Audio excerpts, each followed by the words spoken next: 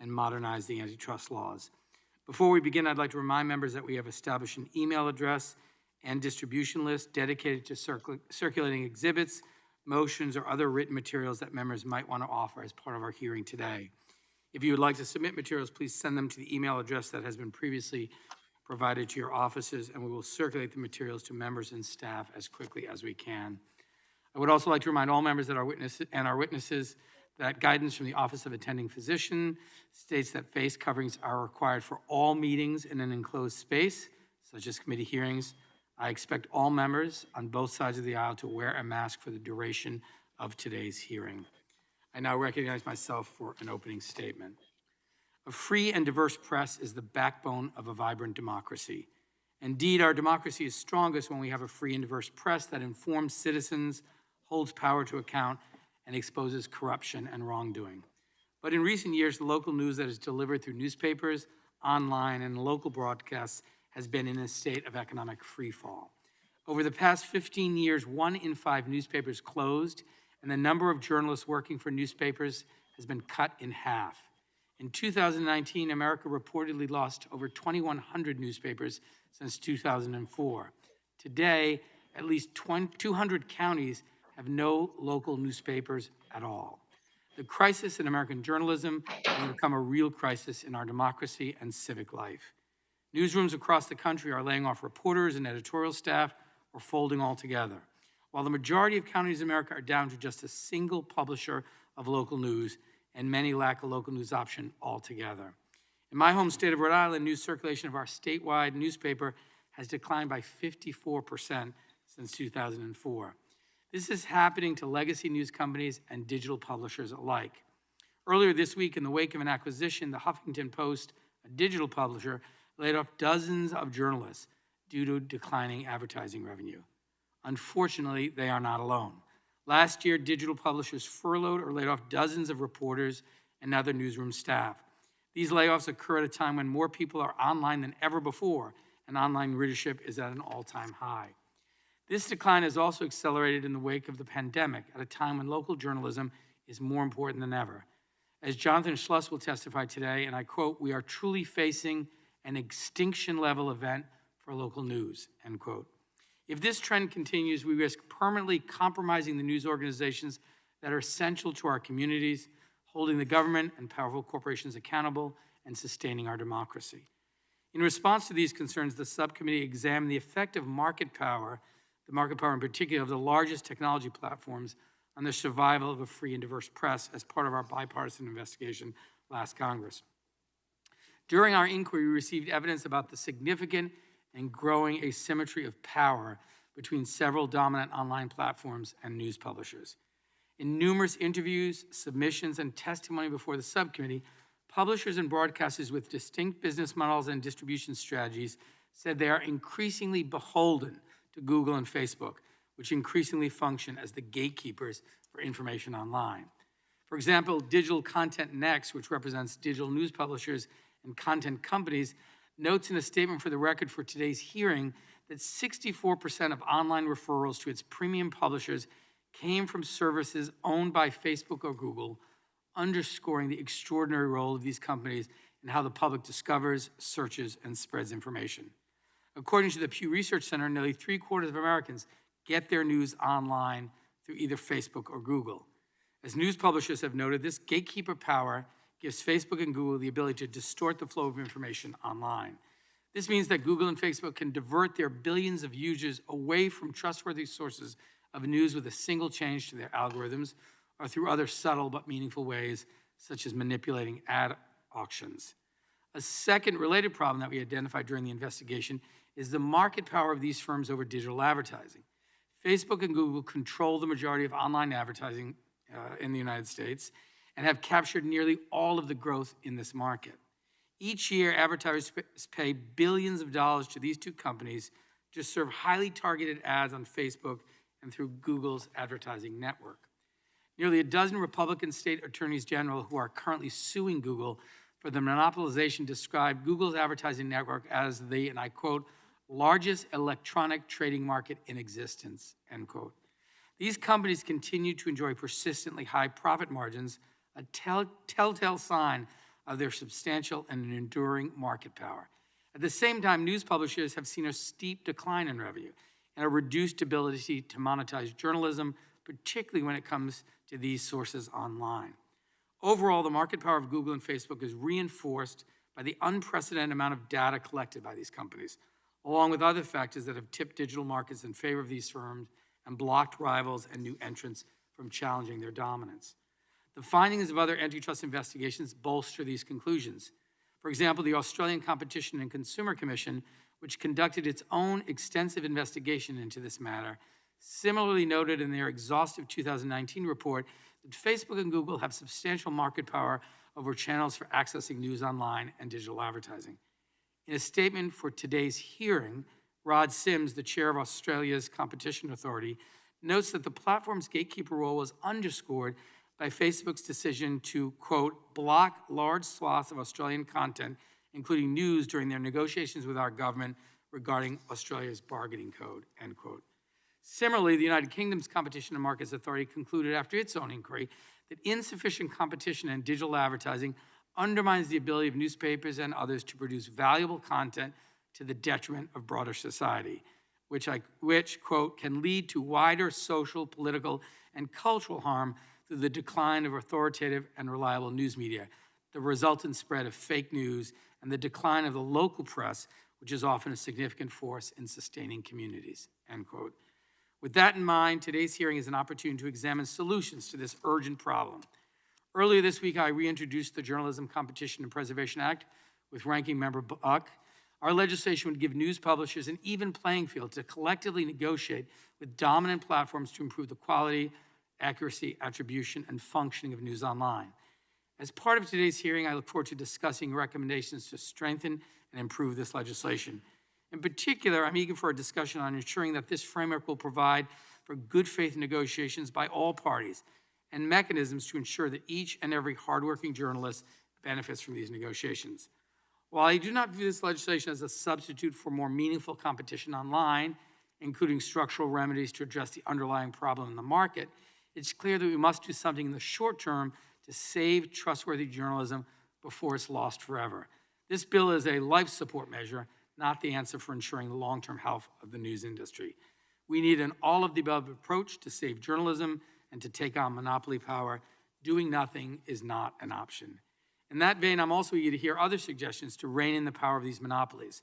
At our last hearing, we heard bipartisan agreement from the members of our subcommittee on a number of issues, our structural separation, preventing self-preferencing and discrimination and interoperability and data portability requirements. Congressional inaction and insufficient enforcement levels have led to waves of consolidation and layoffs by reporters at both digital and print publishers alike. In the absence of a competitive marketplace or congressional action, there will continue to be mass consolidation and widespread layoffs. As the events leading up to the violent mob's attack on the Capitol on January 6th have made clear, the stakes are high.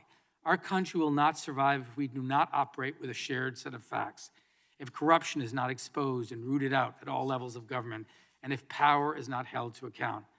As Justice Louis Brandeis wrote in 1927, those who won our independence believe that public discussion is a political duty, that the greatest threat to freedom is an uninformed citizenry, and that the freedom of thought and speech are indispensable to the discovery and spread of political truth. This is the very reason the press is called the Fourth Estate. Whether it's an online publisher, a national newspaper, or a local broadcaster, we cannot have a democracy without a free and diverse press. In closing, I look forward to today's hearing and learning more from our very distinguished panel of witnesses. I now recognize the distinguished gentleman from Colorado, the ranking member of this subcommittee, Mr. Buck, for his opening statement. Thank you, Mr. Chair. I am pleased to co-sponsor this important legislation with you, and I thank you for your collegiality and focus on bipartisanship. In the 1990s, 4% of the world's population used the internet. Today, that number is nearly 60%. The internet is a tool with incredible opportunities for expanding freedom and democracy in America and around the world. But we need to confront the reality that multinational corporations are sabotaging Americans' access to information and advancing authoritarian regimes' efforts to manipulate the internet for oppression. When the internet was first developed, its potential as a bastion of democracy was easily recognized. President Reagan famously said, "Technology will make it increasingly difficult for the state to control the information its people receive. The Goliath of totalitarianism will be brought down by the David of the microchip." We are now seeing big tech making content-related decisions for people around the world, including here in the United States. What content is available to a free citizenry is driven and shaped by the political agendas of these tech corporations, not consumer preferences. We're not seeing a systemic problem with people shutting themselves out of the public discourse as critics feared. Instead, the tech titans censoring material they disagree with. And they're able to do this because they have achieved monopoly status in the market. Their monopoly has given them the power to police the marketplace of ideas and dictate what consumers can see. This problem is exacerbated by small and medium market news sources disappearing because monopolies are squeezing them out of the market. Companies like Google and Facebook have decimated small and medium market news sources by cutting their ad revenues. In 2010, Google publicly disclosed how much of the ad revenue they shared with publishers. At the time, publishers were earning almost 70% of the revenue from content ads, which are the ads you see on a publisher's website. In 2020, the Association of National Advertisers estimated that publishers are now only taking home between 30 and 40% of the ad revenue. That's a huge decrease, and we have seen the adverse effects of that change. Since 2004, the United States has lost approximately 2,100 newspapers, which accounts for a quarter of the nation's total. In 2004, there were almost 9,000 newspapers, but by the end of 2019, that number dropped to 6,700. More than 200 of the nation's 3,143 counties and parishes no longer have a local paper. And the newsrooms that are closing are mostly in small rural communities. Similarly, local radio and TV stations are also disappearing at an alarming rate. Study after study shows that Americans are more trusting of local news outlets and local reporters, and with good reason. There is more diversity of viewpoint in the small and medium market outlets. That diversity allows space for more voices, and it benefits our democracy.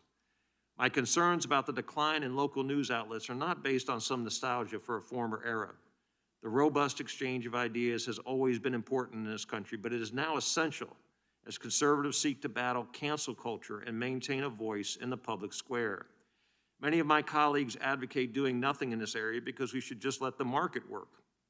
From this perspective, newspapers and local TV and radio stations dying is just a result of competition in a healthy marketplace. They lean on the idea of creative destruction and Darwinian competition.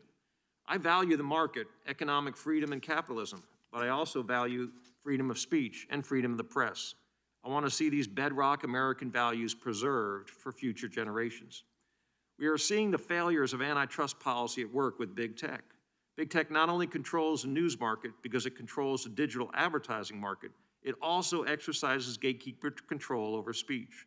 All Americans should be concerned.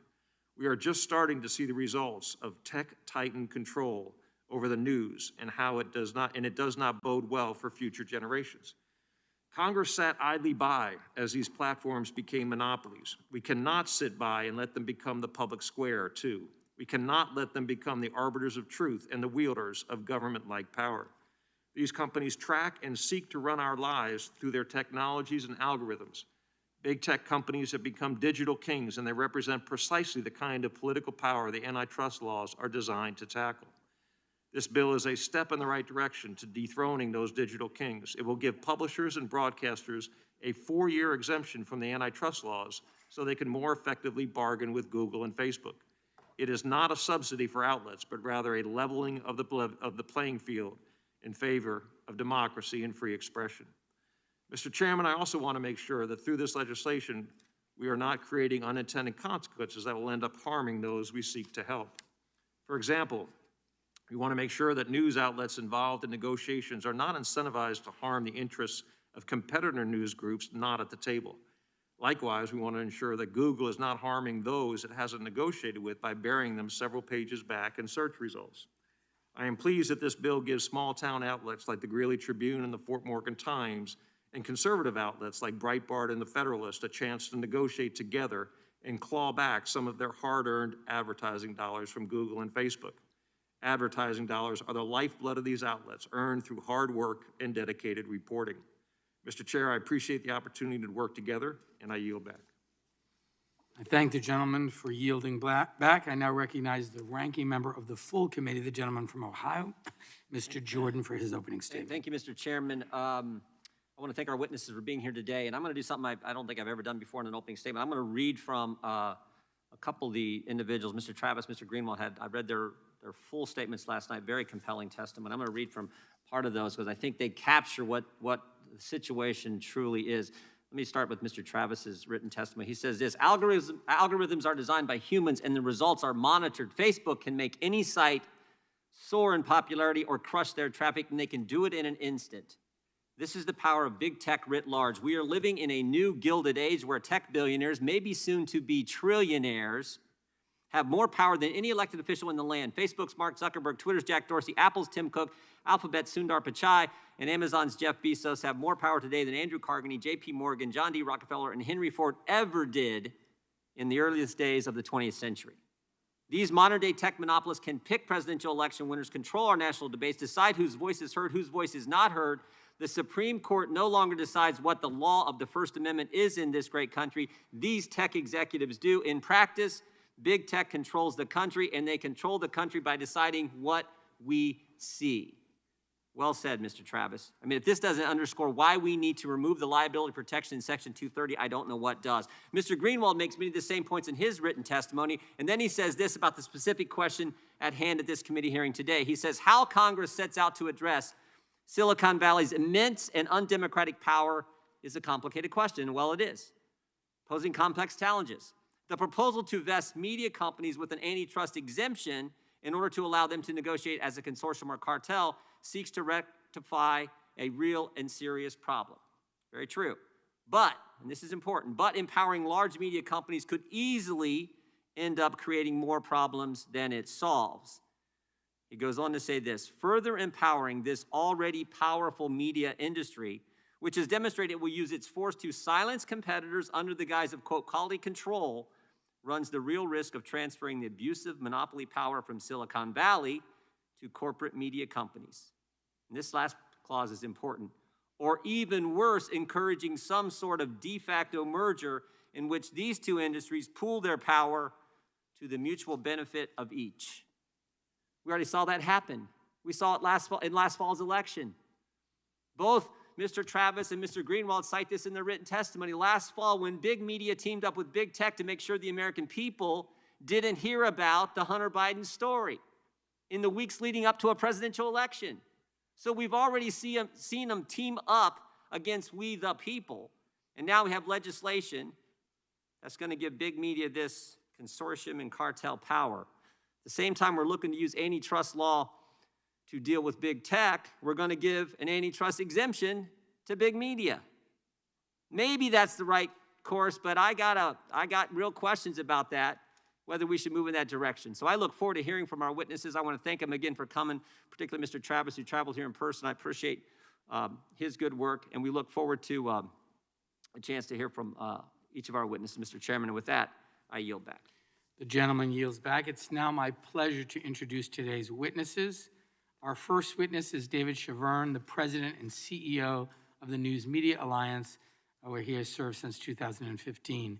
Mr. Chaverne spent 10 years at the United States Chamber of Commerce in a number of executive roles, including Executive Vice President, Chief Operating Officer, and Chief of Staff.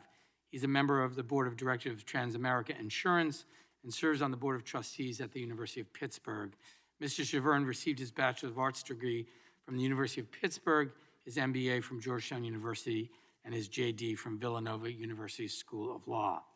I would now like to recognize my distinguished colleague and the vice chair of this subcommittee, Ms. Jayapal, to introduce our second witness, and I know she does so with incredible pride.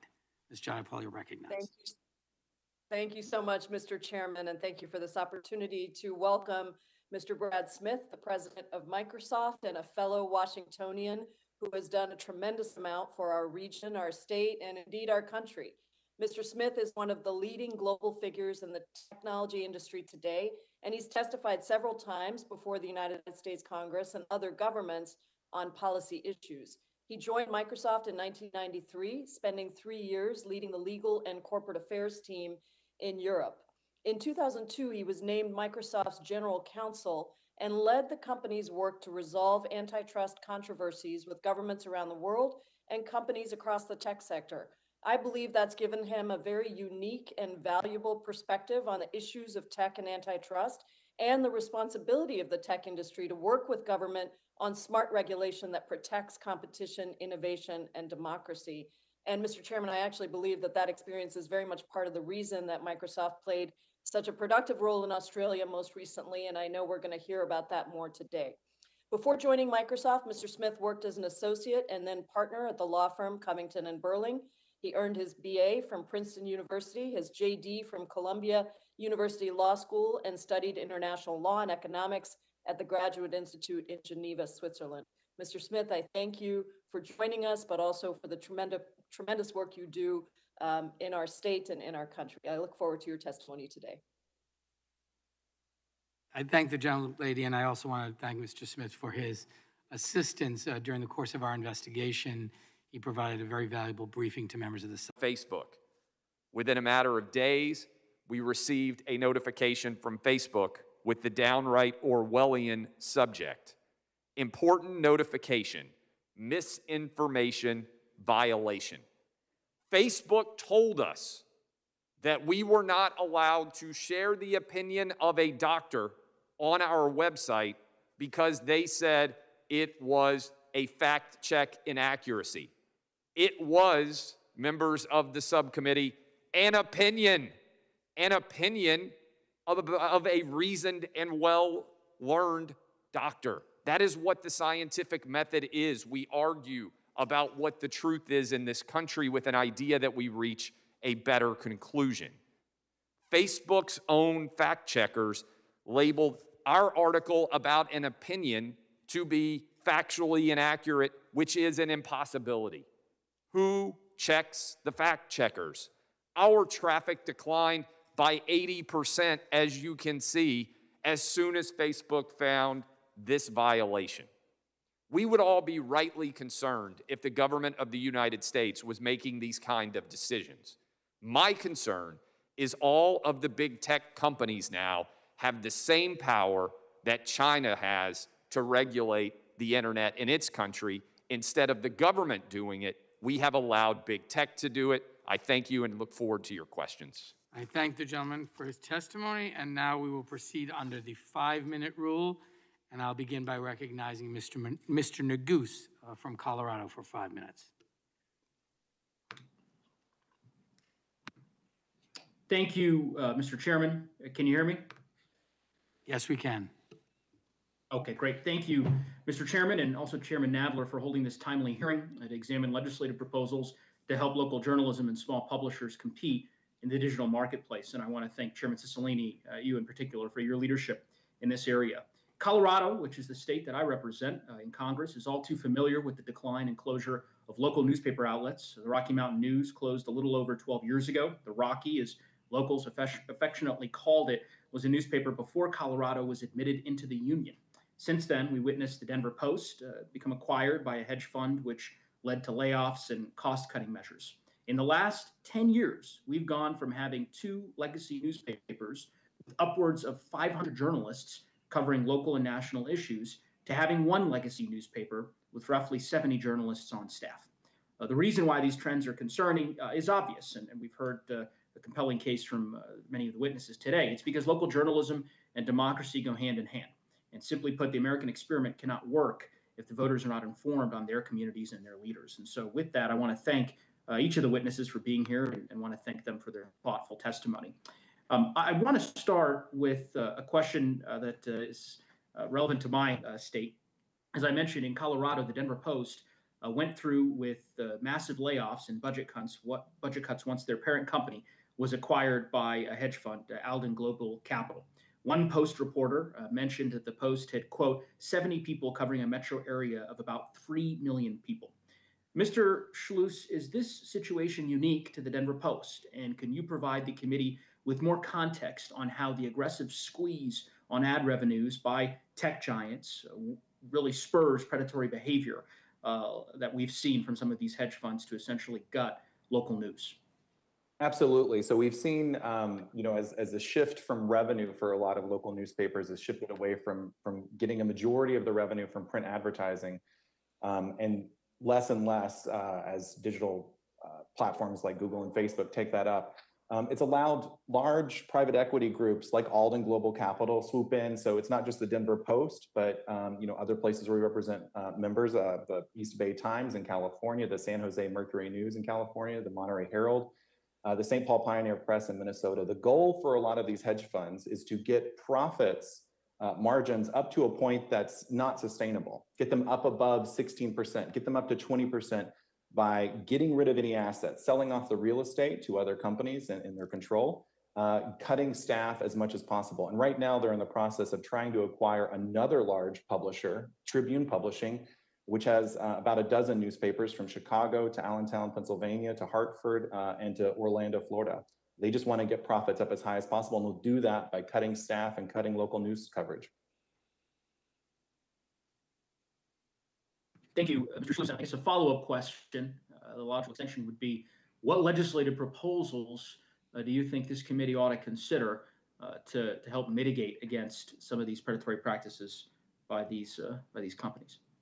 So I think, looking at just even the idea of these takeovers and mergers, right? We're at the point where the industry is super consolidated and under extreme financial pressure by just a handful of actors.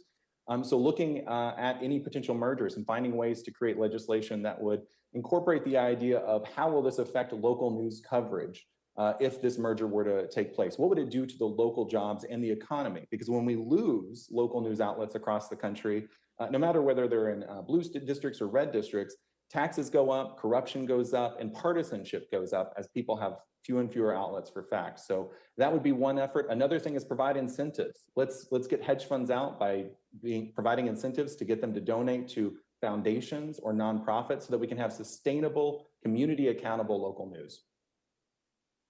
Thank you, Mr. Schluss. And with that, again, I would say thank you to the chairman and also to the ranking member for their leadership on this important issue, and look forward to partnering with both of them on this front. And with that, I would yield back the balance of my time. The gentleman yields back, and now recognize the ranking member of the subcommittee, Mr. Buck. I thank the chair for recognizing me, and I'd ask the chair to recognize Mr. Gates, and I will ask questions at the end if that's okay. Of course. Mr. Gates is now recognized for 5 minutes. Thank you, Mr. Chairman. And as usual, your approach to the way our Americans interact with these monopolistic platforms continues to be bipartisan and thoughtful, and I thank you for that. I'm a co-sponsor of the JCPA, but after hearing some of the testimony, I'm wondering whether I should be. Not every failure of every local news entity is a failure of democracy. Sometimes it's just bad news. Sometimes the people who work in local journalism are the ones creating, as what Ms. Graham described, unsubstantiated clickbait. And so we cannot view it that way. Mr. Greenwald, I have some questions for you, and I'll confess at the beginning, though you once said I have, quote, the worst ideology in Congress, I am a ravenous consumer of your content. I find it all very thought-provoking. And I read you on Substack frequently. But I want to go into one of the elements of your testimony where you talked about the potential for the JCPA to create a stratification within media, where you create more distance between the large media conglomerates like Gannett or News Corp, and then maybe those smaller, more independent sites that are also creating good news. Are you worried that by trying to remedy the monopolies in big tech, we create greater challenges in the monopolies of big media and make it even harder for independent, gritty journalism to survive? I do worry about that quite a bit, Congressman Gates. We've listened to many people speak quite accurately about the state of the news industry today, and what we're hearing is not a kind of idealized or romanticized picture that we might like to think about of having a diverse and dispersed power throughout the industry where lots of different voices can be heard, but instead a very concentrated industry, very similar, in fact, to Silicon Valley, maybe a few steps behind it, such that if you empower this industry without including enormous numbers of very clear and concrete safeguards to prevent it, you could very well be essentially accelerating some of the worst industry trends, ensuring that, say, hedge funds who control the industries or media giants that exert overwhelming power like the New York Times or digital outlets can further entrench their power through this negotiating force that becomes an antitrust exemption in a way that I'm concerned will exacerbate the problems that the subcommittee is correctly identifying as a problem, but also forestall the longer term solutions of dealing with Silicon Valley monopolistic power that is at the root of all of these problems. Yeah, and in that regard, you seem to agree with the fundamental premise laid out by Chairman Cicilline and Ranking Member Buck. I mean, you are one of the founders of The Intercept. As a result of The Intercept not liking some of your criticism of the political left, you had to leave the entity you co-founded. You go to Substack to write, and now even at Substack, there are efforts underway to cancel and censor journalists who are critical of other journalists. And so if the remedy that Mr. Cicilline and Mr. Buck have proposed is not the right one, what insight would you offer in order to get at the core problem?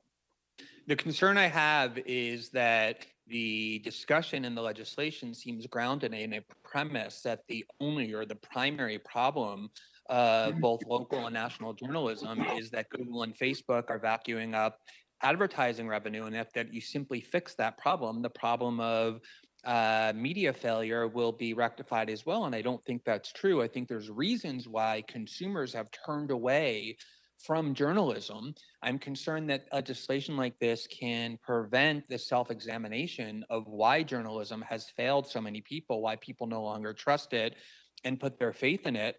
And I do absolutely believe that the problem of Silicon Valley monopolistic power and its ability to interfere in our politics and to impede a free press is a very serious one. But oftentimes it's the media itself, it's journalists themselves who are demanding that that power be exercised in a censorious way that undermines a free and diverse press. And that's why I think that until the problem that this subcommittee identified in that report is addressed head on, which is breaking up the monopoly powers of this industry, none of these problems will really be fixed. And oftentimes these piecemeal solutions can make them much worse by empowering an industry that's causing many of them in the first place. Thank you for that thoughtful feedback. Thank you for your indulgence, Mr. Chairman. I'll submit my additional questions to the witnesses for the record, and I yield back. Thank you, Mr. Gazvia. I just want to make a quick point here, if it's okay. I do think that people should understand that consumers have not turned away from journalism. They're consuming it at a higher rate than ever before. And the bill that at least Mr. Buck and I have put forth, as well as a number of colleagues on the subcommittee, provides a temporary fix for a 48-month period. And in fact, anything these larger media companies would negotiate would be available to the smallest rural newspaper in any city and town in America, which I think protects against some of the concerns that Mr. Greenwald mentioned. So I think we've thought about that, and I think the bill responds to that. And finally, I'd just say that with respect to the larger challenges of antitrust and monopolization, the committee intends to be very active on all of the solutions contained in our report. We're not going to do either or, we're going to do both. So I just want to reassure the witnesses of that. And with that, I recognize the distinguished gentleman from the state of New York, Mr. Jones, for 5 minutes. Thank you, Mr. Chairman, and also the ranking member for your bipartisan leadership on this issue. And of course, thanks to all of our witnesses for your testimony this morning. I'm glad we have a bill before us, as I alluded to, with such strong bipartisan support. Since today's hearing is about saving free and diverse press, I want to center a topic we haven't heard enough about thus far, and that is the importance of journalism by and for communities of color. As the advertising market consolidates, we need to stand up for the media serving communities of color. In my district, that means publications like Black Westchester. A.J. Woodson founded Black Westchester with a mission, and that mission is providing a platform for Westchester County's communities of color. That's especially important in Westchester County, which has a long history of housing discrimination and remains under a federal consent decree to desegregate its neighborhoods.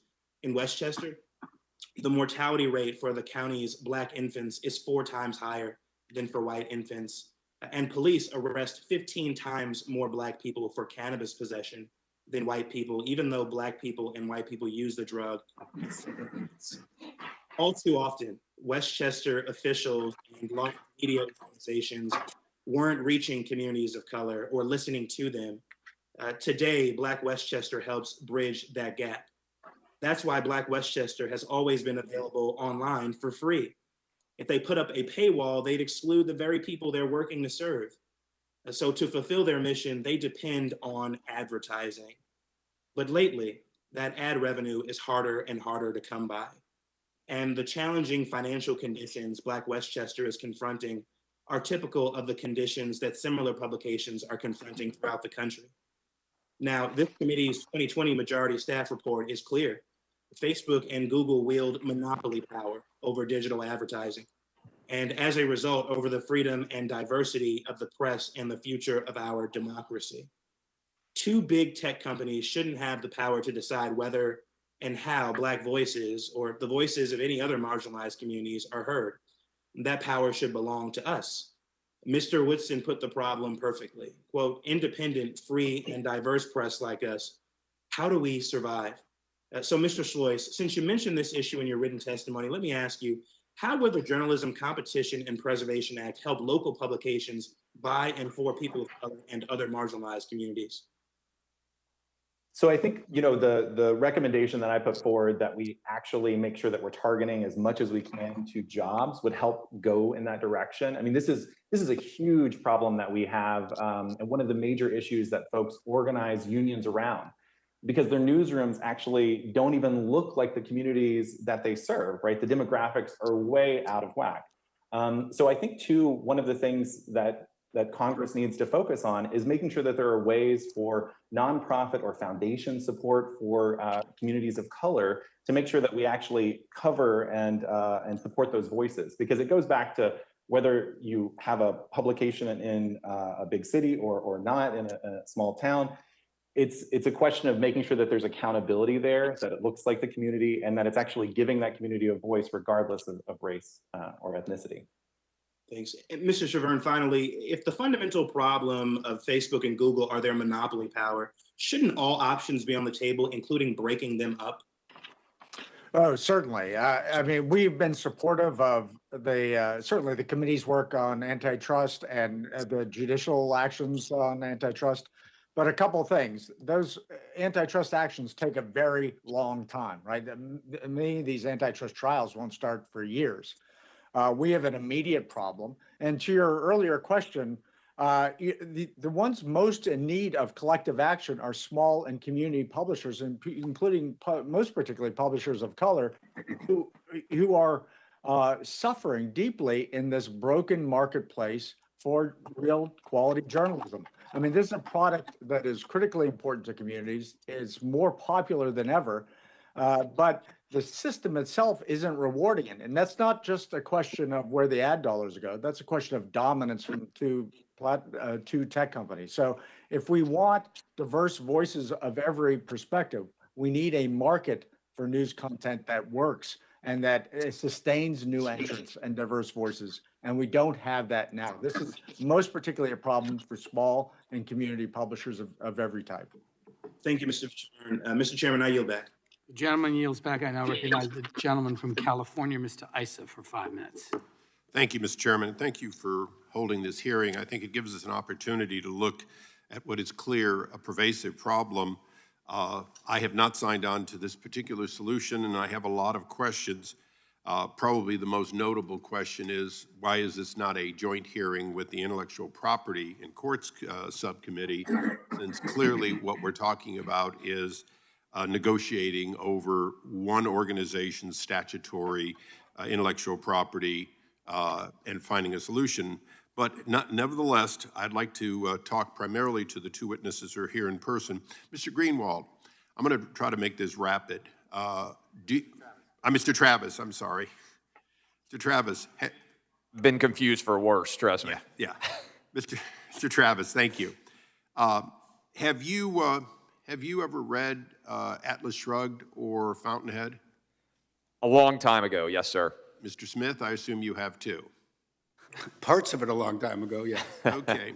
Well, when I was listening to the witnesses, I heard, quite frankly, exactly that. Rather than the courts deciding an antitrust problem and solution, I heard government saying, and in the case of, I think both Graham Media and the News Guild, what they were saying was that we need to take an industry that is losing, and we need to give them money from an industry that is winning in order to preserve that industry that is going away. Notwithstanding whether that's right or wrong, did anyone hear anything differently here? Well, what I would say is, while there may be an element of that, I think there are two dimensions that change the normal situation. Number one, we're talking about an industry that is suffering because of changes in competition that rightly can and should be addressed through antitrust law. And number two, we're not talking about just any industry under the sun. And Mr. Smith, I appreciate that, but you know, one of my challenges is, in fact, that all the way back with Ayn Rand, we were taught a lesson, which is that when government starts to pick winners and losers, there's no end in sight. And that's one of my concerns here is, are we picking winners and losers? And I think we clearly are. Now, there's no question at all that these companies own their intellectual property, and in fact, we may want to give them additional rights to protect that property. And Mr. Smith, I'll pose a question to you. Currently, if Google searches your copyrights and makes that available, do you have any objection? Do you need to monetize any and all of your copyrighted material that they go through and create searches for? I'm talking about Microsoft's own copyrighted material. We may not have objections with respect to the monetization or lack thereof for our content, but look, we're not in the news business. So I don't think that, you know, what is true for us actually is all that relevant. Well, and let's go through the news for a moment, and we'll stick to news for a moment. In 1982, and I'll go to Mr. Greenwald. In 1982, the Cleveland Press went out of business, and Cleveland went from 2 daily newspapers to 1. Was that because of the internet, as far as you know? No, the internet did not exist in 1982. In fact, were newspapers diminishing and consolidating throughout the 60s, 70s, 80s, and 90s rather than expanding, particularly the classic daily citywide newspaper? I think to a large extent that is true. I think when you look, and the broader question that you're asking is, I think, a good one. Can you create and fix antitrust violations, which I think are existing from big tech companies now, by creating an antitrust exemption for others? This is such a complex issue that seems to me to be a really, I understand the intent, and I think the intent is a good one, but the challenge of correcting antitrust power by creating antitrust exemptions seems to me to be an inherent difficulty. And I very much agree, and I'm not trying to disagree with the problem, just question some of the solution. Let me just ask a question for anyone that wants to with the remaining few minutes. The New York Times, the LA Times, the Washington Post, have any of those organizations ever put things out in print that were untrue or chose not to print things which were true? Yes. Okay, so if they do it, then we're really not talking about a difference in the case of Facebook or Google or any of the others. What we're talking about is who did it in the 18th and 19th century with impunity and who may be doing it today because of its market power. Is that true? The gentleman, the time of the gentleman has expired, but if a witness wants to answer quickly, you may do so, if you understand the question. We're not talking about when or who did it. We're talking about what laws apply to it. That's what I would say this is about. Thank you. The gentleman yields back. The chair now recognizes Mr. Deutsch of Florida for 5 minutes. Thank you, Mr. Chairman. Mr. Chairman, toward the end of his life, legendary journalist and America's most trusted name in news, Walter Cronkite, said, I think it is absolutely essential in a democracy to have competition in the media, a lot of competition, and we seem to be moving away from that. Over a decade since his death, we can agree that his warning was an extreme understatement. The harm that anti-competitive practices of technology platforms like Facebook and Google sometimes feel very abstract, but the value of a free and diverse press, especially local news media, has a very tangible impact on our lives and on our communities. Local investigative journalism can root out corruption, bring attention to issues that matter in our communities, but that don't and will never attract national attention. In the 3 years since the shooting at Marjory Stoneman Douglas High School, we saw the story fade from national headlines, but local outlets like the South Florida Sun-Sentinel were exhaustively investigating the failures that contributed to that awful day, important work that was recognized with the Pulitzer Prize. And our community has worked in our shared grief to keep alive the memory of the 17 we lost that day, their hobbies, their passions, their character. And it's the work of the Sun-Sentinel and the Palm Beach Post, the Miami Herald, the local broadcasters, other local news media that's been an important part of telling these stories and demanding accountability. On the other hand, Facebook, Google, other technology platforms played an instrumental role in spreading misinformation and conspiracy theories about the tragic event that day and many others. And I've asked Google and Facebook and Twitter in hearings before the Judiciary Committee why they keep giving not just a platform, but a megaphone to people who spread lies about the shooting in my district, to people who target children, survivors, and their families. And we need more responsible, high-quality journalism and fewer monetized megaphones that some use to attempt to destroy lives.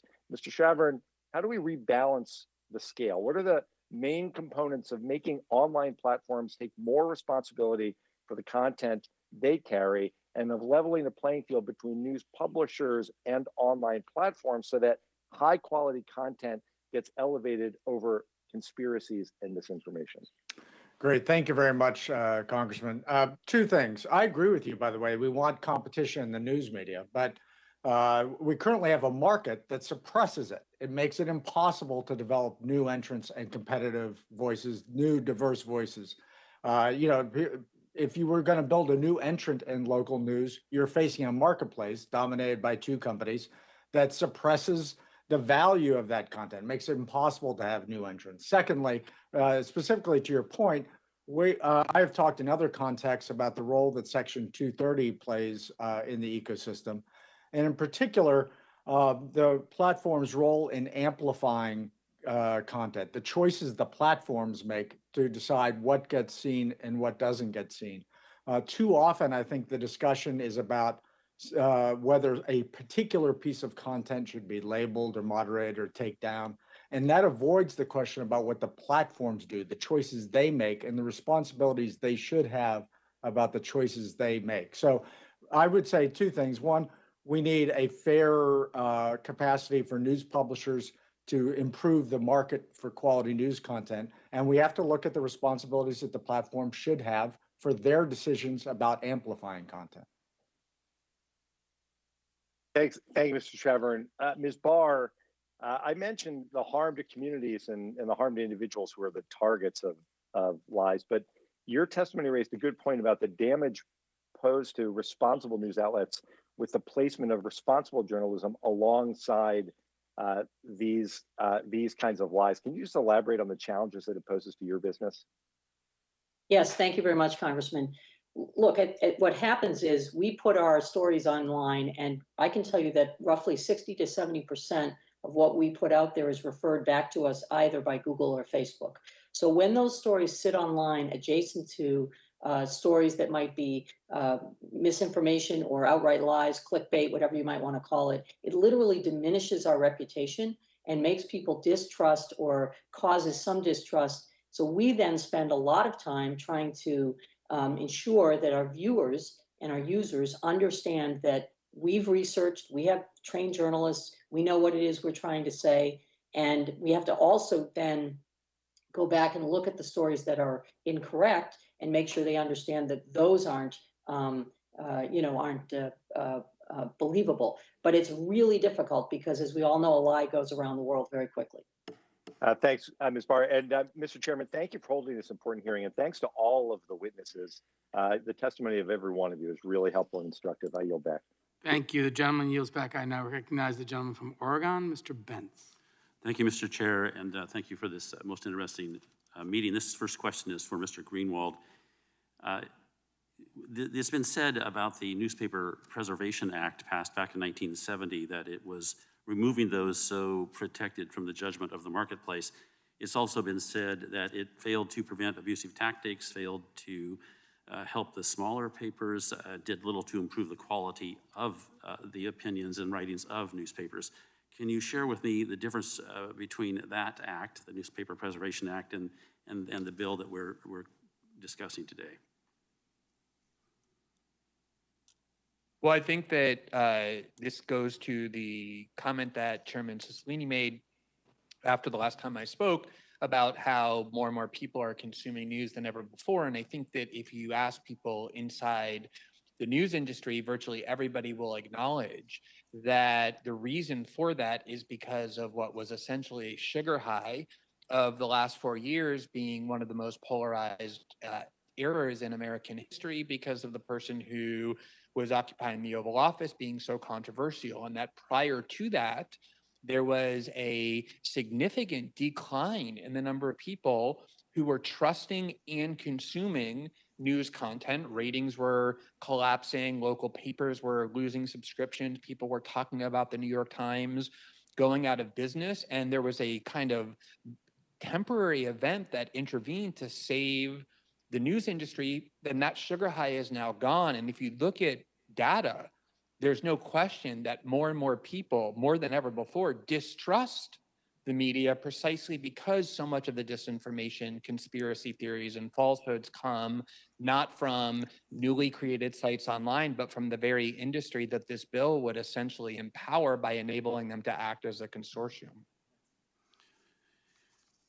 Thank you. I'm not sure I heard an answer to my question there, but I'm going to go to Mr. Smith. Mr. Smith, it's been reported in the press that you were personally involved in the discussions with the officials in Australia, including the Prime Minister. What were your takeaways from your involvement, and that you think might be most relevant to the issues we're discussing today? Well, thank you. I actually think that there's some important takeaways from Australia that are very relevant to the conversation taking place. And I'd actually go back to what Mr. Issa asked, is this about picking winners and losers? And I would say, no, it is not. Basically, Australia was addressing an issue similar to the United States. The reason that publishers cannot negotiate collectively is because of laws passed by Congress, the Clayton Act and the Fair Trade Commission Act. And so what Australia did was give the publishers the ability to negotiate collectively. And so that's what this Congress would do. It would, Mr. Issa, going back to your point, by passing the JCPA, not pick somebody new, but address the unintended consequences of what Congress did in the past when it crafted antitrust laws that got in the way of these collective negotiations. Now, the other thing that I think is very interesting and relevant from Australia is this. What we're finding is that the big publishers are not interested in negotiating collectively. The 3 largest news organizations in Australia are all negotiating separately. It is the small publishers that are negotiating collectively. And I basically believe that if this Congress passed the JCPA, you'd have 4 years to test the situation, but in all probability, that's what you would find here as well. Thank you, Mr. Chair. I yield the balance of my time to Mr. Issa. Thank you. I'd like to follow up on exactly what you said. Let's presume for a moment that we like this bill and we were going to pass it. Is there any reason that you wouldn't limit the collectives to companies that would be under a certain amount of size? In other words, limit it to those who inherently have limited market power, because here the Wall Street Journal, the Washington Post, and others probably would turn away and say, no, we've got that handled. If that is an issue that concerns you, I think that there are 2 alternatives to address it. One is to pass the bill as drafted, and you have 4 years, and then it expires or you renew it. The other is craft some exception so that it only applies to, say, a publication below a certain revenue threshold. either way, I think you are accomplishing what I believe is your fundamental goal, which is to enable the small publications of the country to be able to negotiate collectively. Well, there's no smaller business in most cases than a recording artist. So let me ask one quick question. The time of the gentleman I would has love to have, but expired. we'll to be Maybe someone continued. else can yield their time, but Thank you, the time Mr. of the gentleman Chairman. has expired. I now recognize the gentleman from New York, Mr. Jeffries, for 5 minutes. I thank the distinguished chair for yielding as well as for your leadership on this issue, along with the distinguished gentleman from Colorado, the ranking member. Justice Brandeis once observed that in America, we can have democracy or we can have wealth concentrated in the hands of the very few, but we can't have both. I think it would be fair to say that it also seems to me to be the case that in America, we can have democracy or we can have the emasculation of the free and fair press, particularly at the local level, but we can't have both. And as the framers crafted this republic, and clearly it's not a perfect union, we're on the march toward a more perfect union. They never promised a perfect country. They were imperfect themselves, but they clearly understood the connectivity between the free and fair press, our democracy, liberty, and the republic that they were building. There's a reason why the freedom of the press is in the First Amendment, not the 5th, the 10th, the 15th, the 20th, and thereafter. And so I appreciate this hearing and the importance of it to our democracy. It seems to me to be an existential question. Ms. Barr, you testified that the market power of the tech platforms undermines the online advertising model for local broadcast journalism. Can you elaborate on that particular point? Because I think what's being said is not that technology has changed and you no longer can receive revenue from the traditional print publications. It's that even in the context of shifting to the digital platform, the current construct undermines your ability to secure advertising revenue. Can you elaborate on that? Yes, thank you, Congressman Jeffries. So what I meant by that is that in the current situation, a lot of our viewership, which used to be on television, on linear television, has shifted to usership, if you will, online. And in so doing, we've seen our ratings on TV go down. And while we do have more people accessing us online, the value of the advertising that we receive back online is a fraction of what we've lost on the television side. So we're spending considerably more money to produce and support what goes online. It's not just taking the 6 o'clock news and putting it online. We're literally creating new content for online, but we're doing it at great cost without being able to return the same kind of revenue. So as a result, we're just spending more to get less. Thank you, Mr. Smith. I appreciate your testimony and the support of Microsoft for this legislation. As I understand it, this could, in some ways, impact your business model, perhaps in a somewhat adverse fashion. And so I'm interested, Mr. Smith, in your assessment as to why the company has taken this position, why you think ultimately it's a good thing for the country, democracy, and perhaps even the free and fair flow of commerce. Well, I think it's clear under the definitions in the legislation as drafted that news organizations would have the right to negotiate collectively with Microsoft because we would be an online content distributor. We meet the threshold of having more than 1 billion users per month for all of our online services and websites put together. We do business with news publishers today. As I mentioned in my written testimony, we have an app, we have a service. We do business with hundreds of publishers. We serve that to millions and millions of people, and we share revenue. If this bill is passed, that means that these news organizations would be able to negotiate collectively with us. I assume that they will negotiate effectively with us.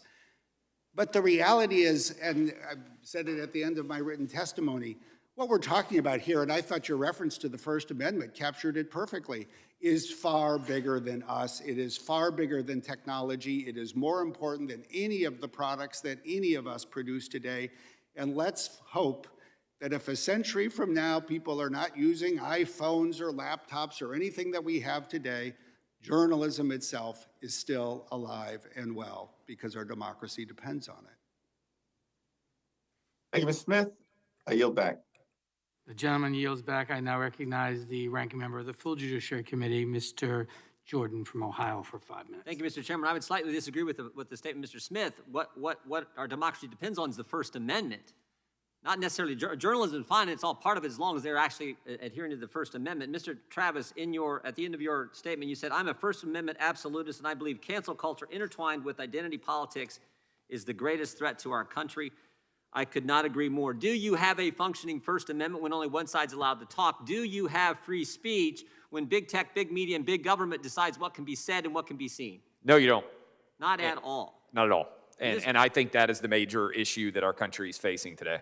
Yeah, more important than this broad concept of journalism, which I'm all for, it's the First Amendment, the right to speak and to speak in a political nature and not be censored for speaking out in a political fashion. Is that right? Yes, sir. Mr. Shabern said in his opening statement that this bill would have high-quality professional journalism would be able to form in this consortium and cartel. Is Outkick high-quality journalism? I would like to think so. Some would disagree. Who gets to decide? Who defines what's high-quality journalism? Well, I think that's one of the big challenges, is determining what is and what is not high-quality journalism. Some of the most high-quality journalism that we have seen over the years that has been praised has ended up not being true. Yeah, and that is why we need such a robust First Amendment in general, so that our battles, the marketplace of ideas, is not being artificially constrained, which is what I believe is happening now. The market's supposed to decide what is and define what is high-quality journalism. The First Amendment decides that, not government. Is that right? I think that's correct. Yes, sir. You said something earlier too. You said, who fact checks the fact checkers? Who's supposed to do that? It's fascinating. In my example, Facebook has flagged 2 different stories at Outkick as disinformation and destroyed our traffic as a result. The first one was linking to the CDC website.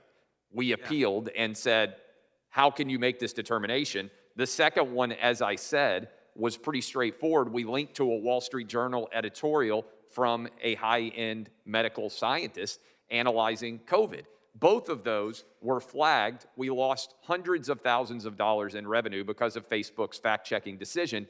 There was no appeals process. They don't even bother responding to us. But in a general sense, Mr. Travis, isn't it supposed to be the First Amendment that also fact-checks the fact?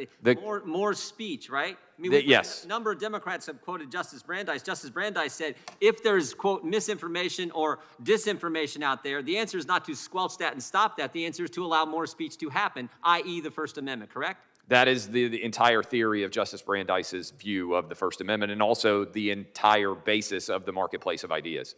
Mr. Shabern, do you think the London Times thought Thomas Paine was a high-quality journalist? I'm not sure I could answer that. I'm not trying to respond to that, Mr. Jordan. What I can say is that I represent a vast array of points of view in my membership. Okay. And every one of them has a problem with the marketplace for their content that they invest in greatly.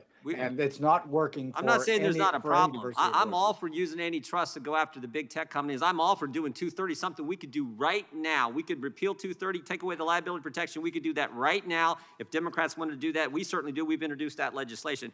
I'm all for doing that. What I'm nervous about is this alliance between big government and big tech that Mr. Greenwald talked about. But I also wanted to go to Mr. Greenwald and talk about this other alliance, which I think is just as frightening, and that's the alliance between big tech and big government.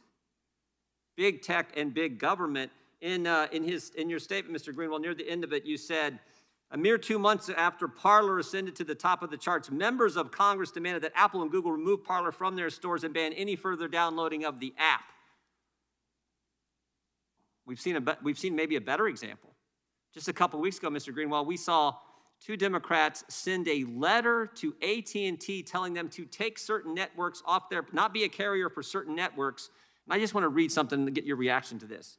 Because Mr. Travis said earlier, Mr. Greenwald, Mr. Travis said, we would all be rightly concerned if government was censoring speech and not big tech. But frankly, it's both.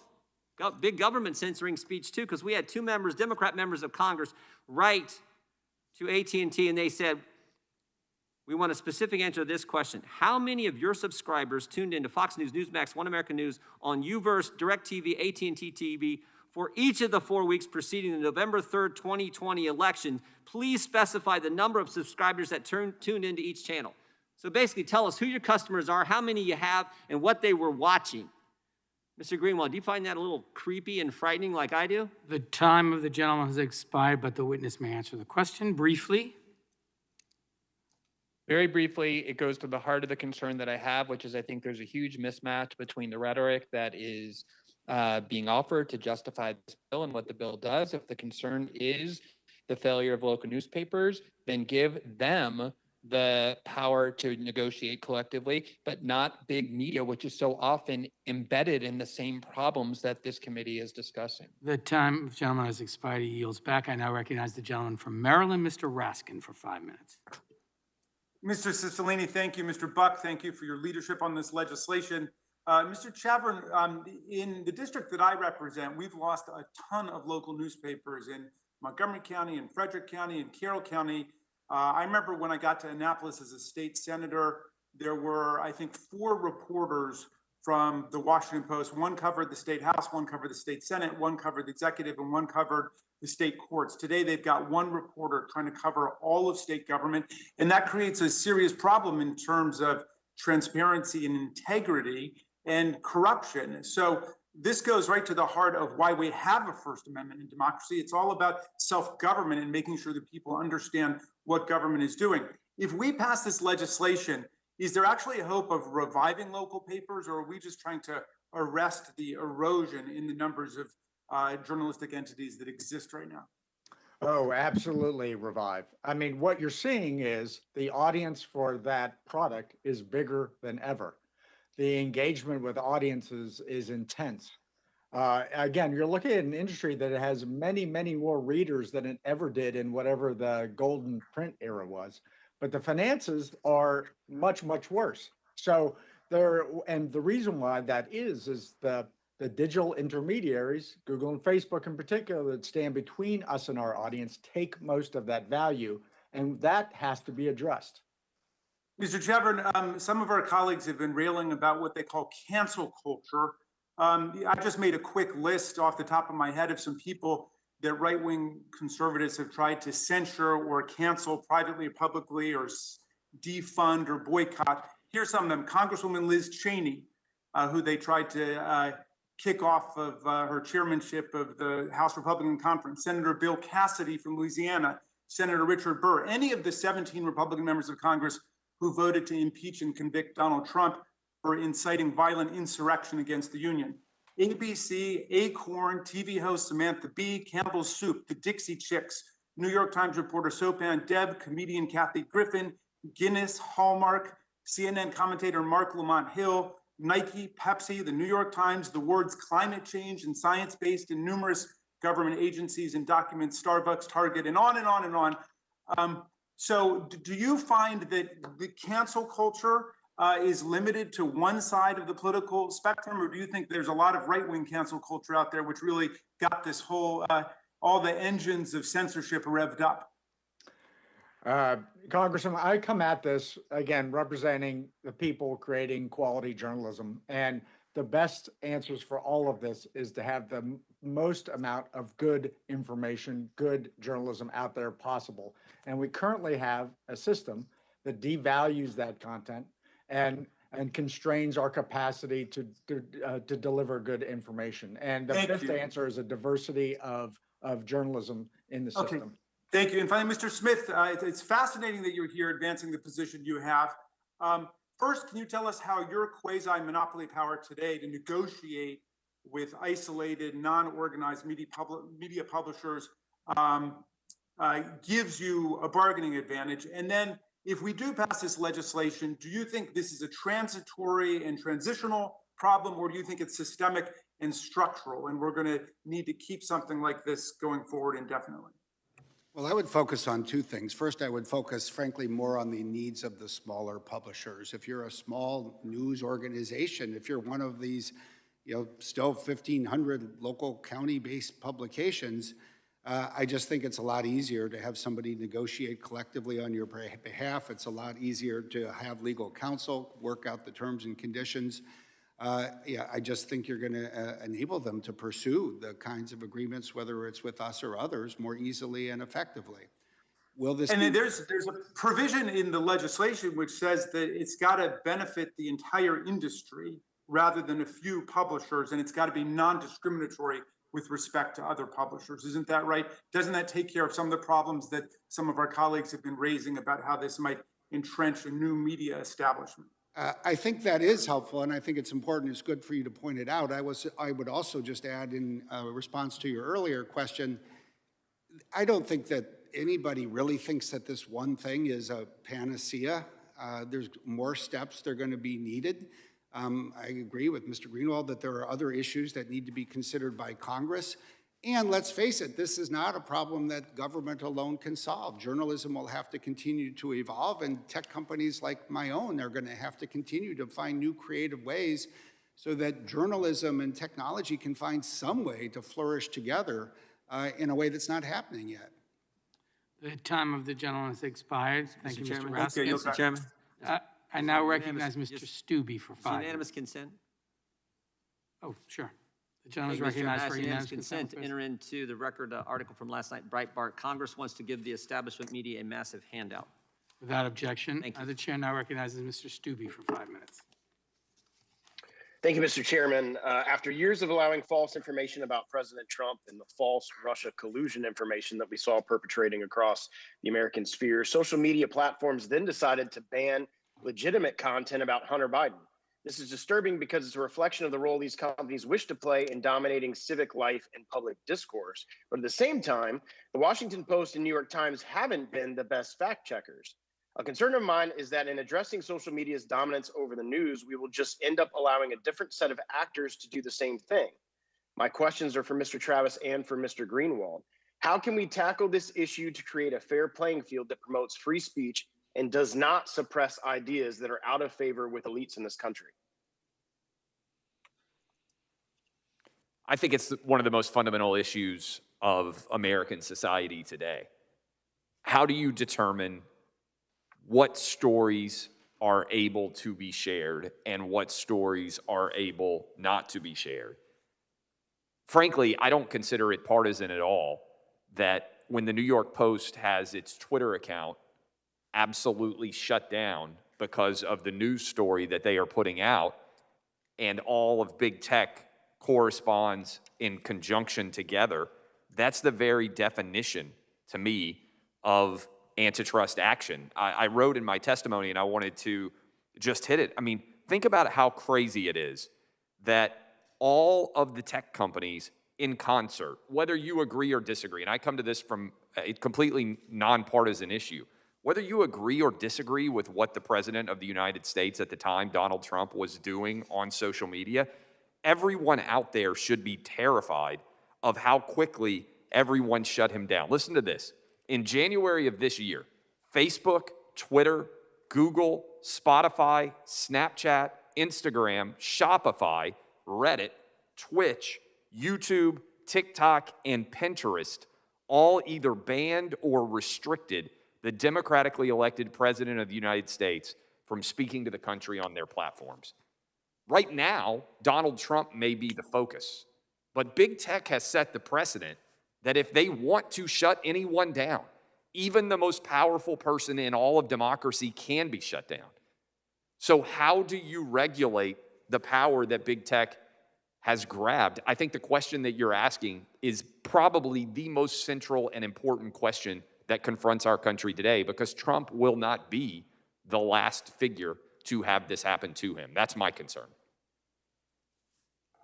That's a great point you bring out. Mr. Greenwald, do you want to add anything to that? Just briefly, that there are representatives of my industry, my profession, here with me testifying, and often what we hear is, well, we're professional journalists, we're here to combat disinformation and ensure free and diverse viewpoints that are aired, but so often the reverse is true. If you look, for example, at what happened in that Hunter Biden banning by Twitter and Facebook, the argument that was advanced by those companies to justify it was that the materials reported by the New York Post were, quote, Russian disinformation. That came from news media outlets saying that, and everyone now knows that that is untrue. Even the FBI acknowledges Russia played no role in that and that the documents were genuine. So often, the most damaging conspiracy theories and disinformation come from the most prestigious news outlets. Obviously, the most destructive case being the claims that were made that led to the country to invade Iraq. And so I think that the concern I have is that if we adopt this narrative that the reason media outlets are failing is only because of Google and Facebook, we allow this industry that needs so much self-examination to essentially be off the hook.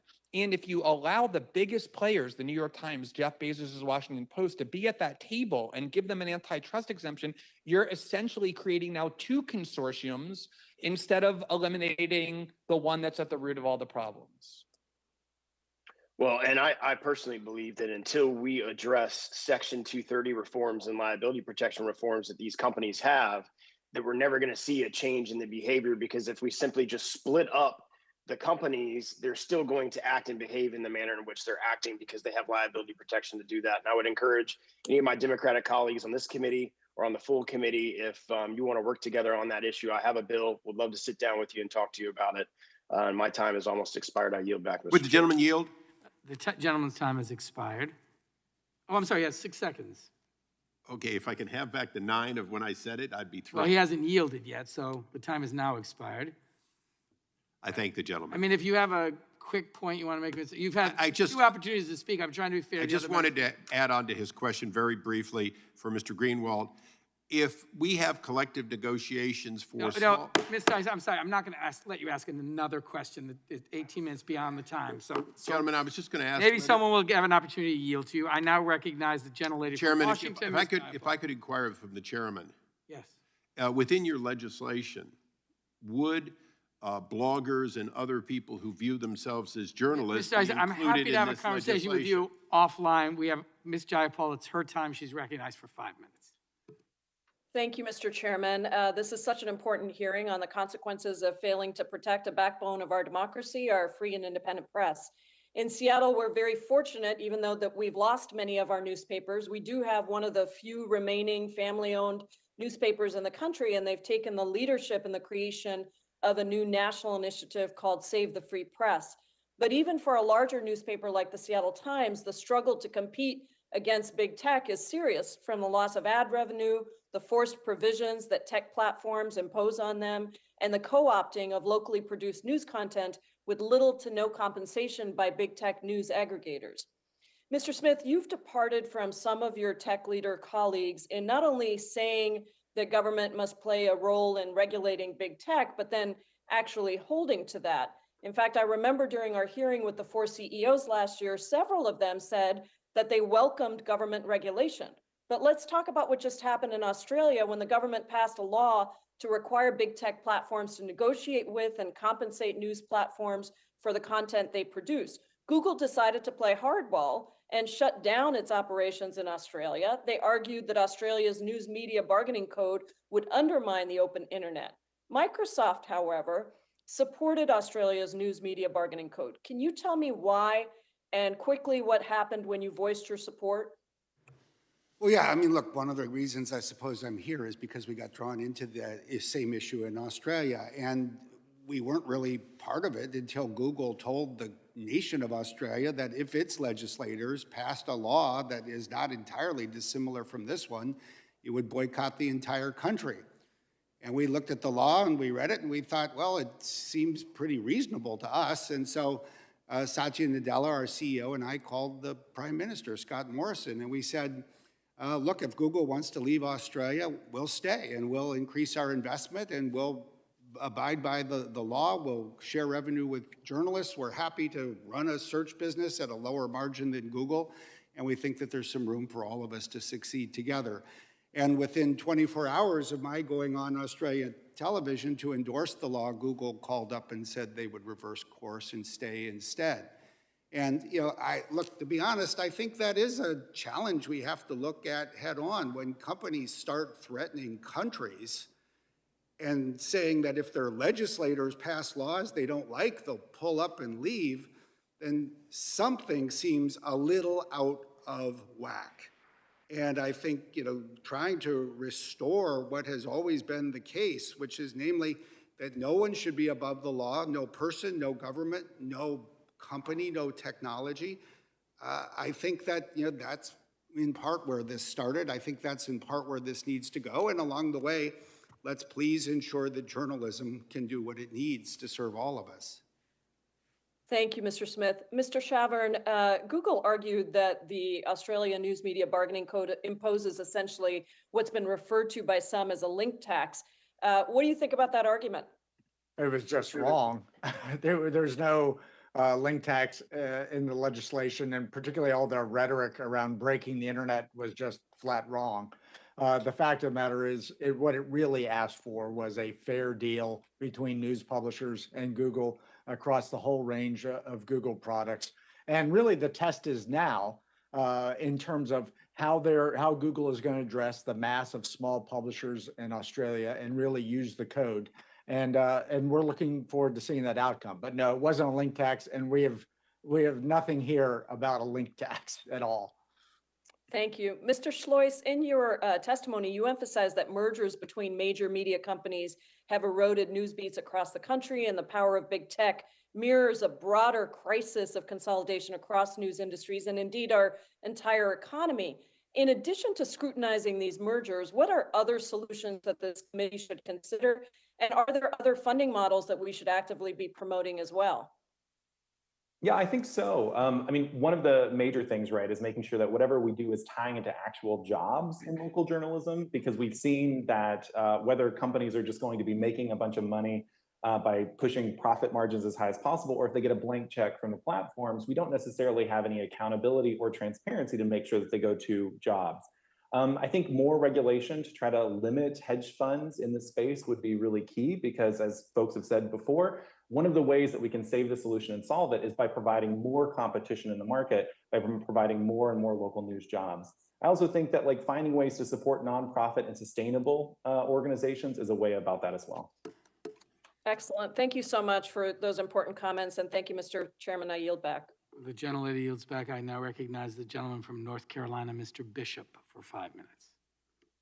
Thank you, Mr. Chairman. Mr. Smith, I see an irony in your testimony in that you're here as a representative of a tech industry that has, that through anti-competitive structure and practices is damaging a free press, but you embrace the idea of granting a countervailing license to engage in anti-competitive activity to the media to address that. Isn't the answer to correct the failure of antitrust law vis-a-vis big tech rather than to inculcate anti-competitive behavior in yet another industry? Well, I would say two things. First, I don't think that thinking about one thing is meant to suggest that one should exclude other things. And most problems require more than one solution, and I don't think this is an exception. But I would just go back to basics. Why did Congress pass the Clayton Act and the FTC Act in the first place? To encourage competition, to protect competition. And there are times, especially when laws are decades or a century or older, that they have unintended consequences. And there is an unintended consequence, and now you can redress this in a very well.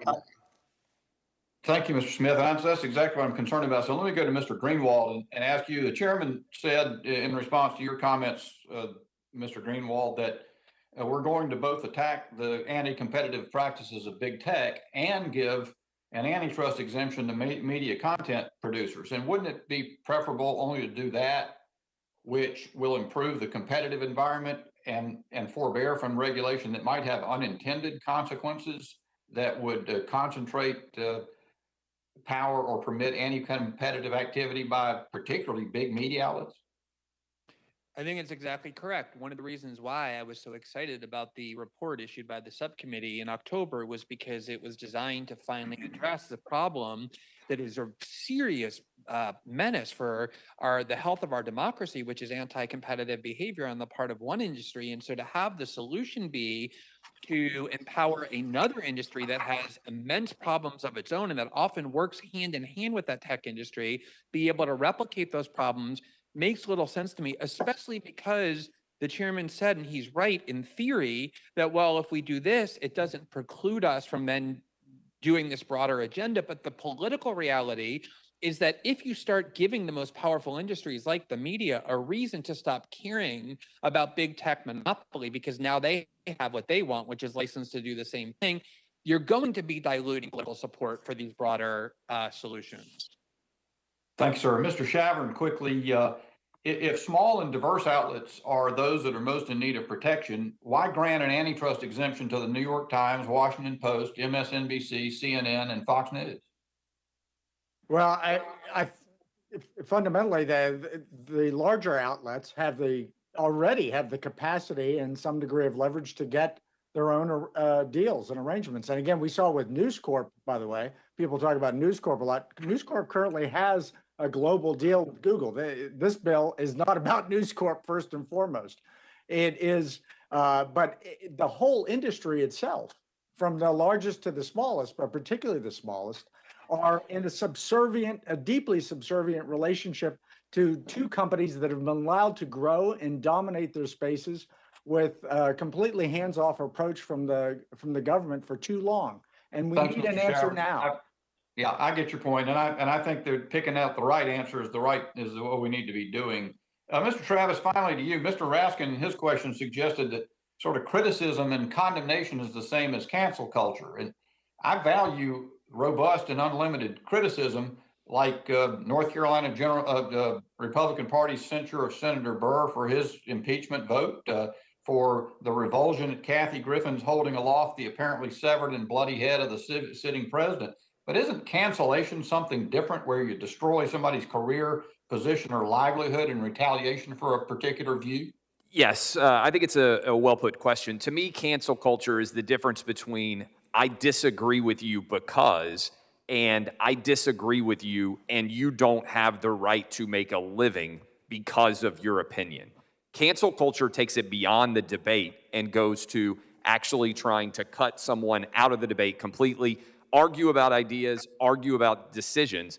Don't, in my opinion, take the next step and say, and your position invalidates you from being able to be involved in the conversation at all. Thank you, Mr. Travis. Yield to Mr. Issa. I thank the gentleman, but I don't think it'll be sufficient for the chairman. I appreciate it. Yield back. Thanks, sir. Yield my time.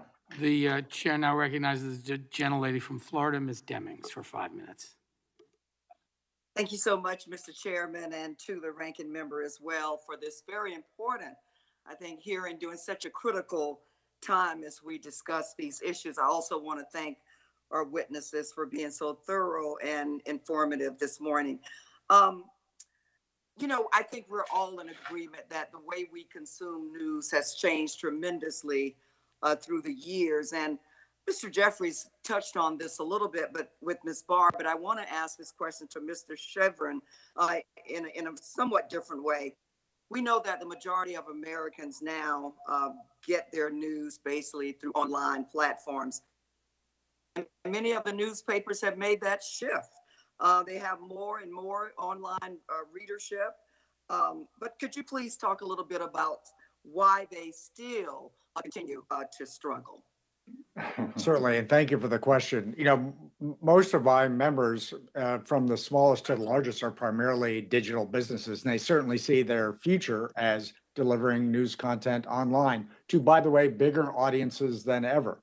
The trouble is they're delivering into an ecosystem that is dominated by two companies. I call Google and Facebook our regulators because they regulate everything about our interaction with our consumers, and they suppress the value of our content, and they make it incredibly hard for there to be not only existing publishers, but if you want to be a new entrant or have a different point of view or represent a different community perspective, it's basically an impossible market in which to build a business, and that has to change.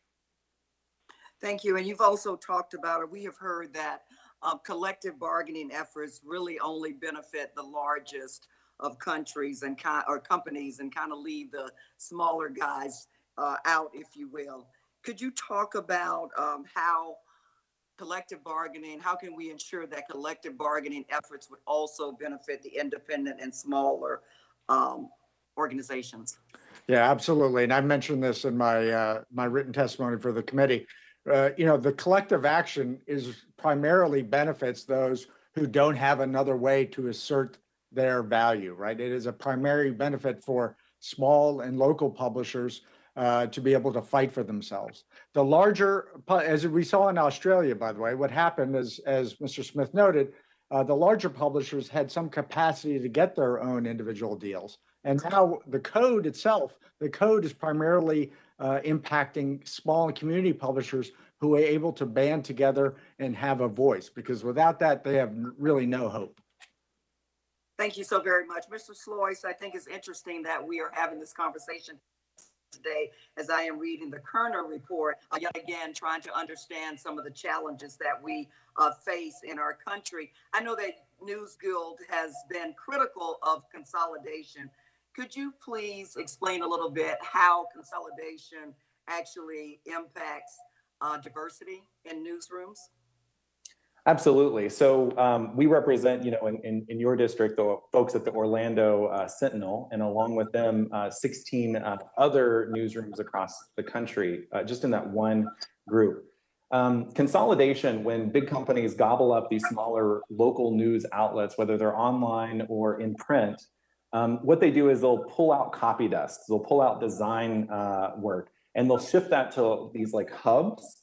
Those hubs are usually filled with people who don't know, the local names of streets or politicians, and can't actually do the editing and the design work. So it reduces the local jobs in the communities by shifting them to these hubs, but it also reduces the local accountability because it removes those kind of voices and those editors who know their communities. And Mr. Sloyce, if you could, I know you mentioned earlier that 2,100 newsrooms across the country have shut down. 36,000 journalists are not working. So as we end on this discussion about diversity, could you also just talk about kind of the impact, who those people are, and why it makes a difference that diversity is considered, but also the impact on the true and balanced and unbiased journalism that we so desperately need in this country? Right. I mean, one of the kind of really alarming statistics that I think is that with the consolidation, there's also more consolidation of journalists on the coast, right? So 1 in 5 working journalists in this country lives in 1 of 3 cities, New York, Washington, or Los Angeles. And those communities only represent 13% of all of America's workforce. So we're losing those local voices and we're losing them at an alarming pace that needs to change.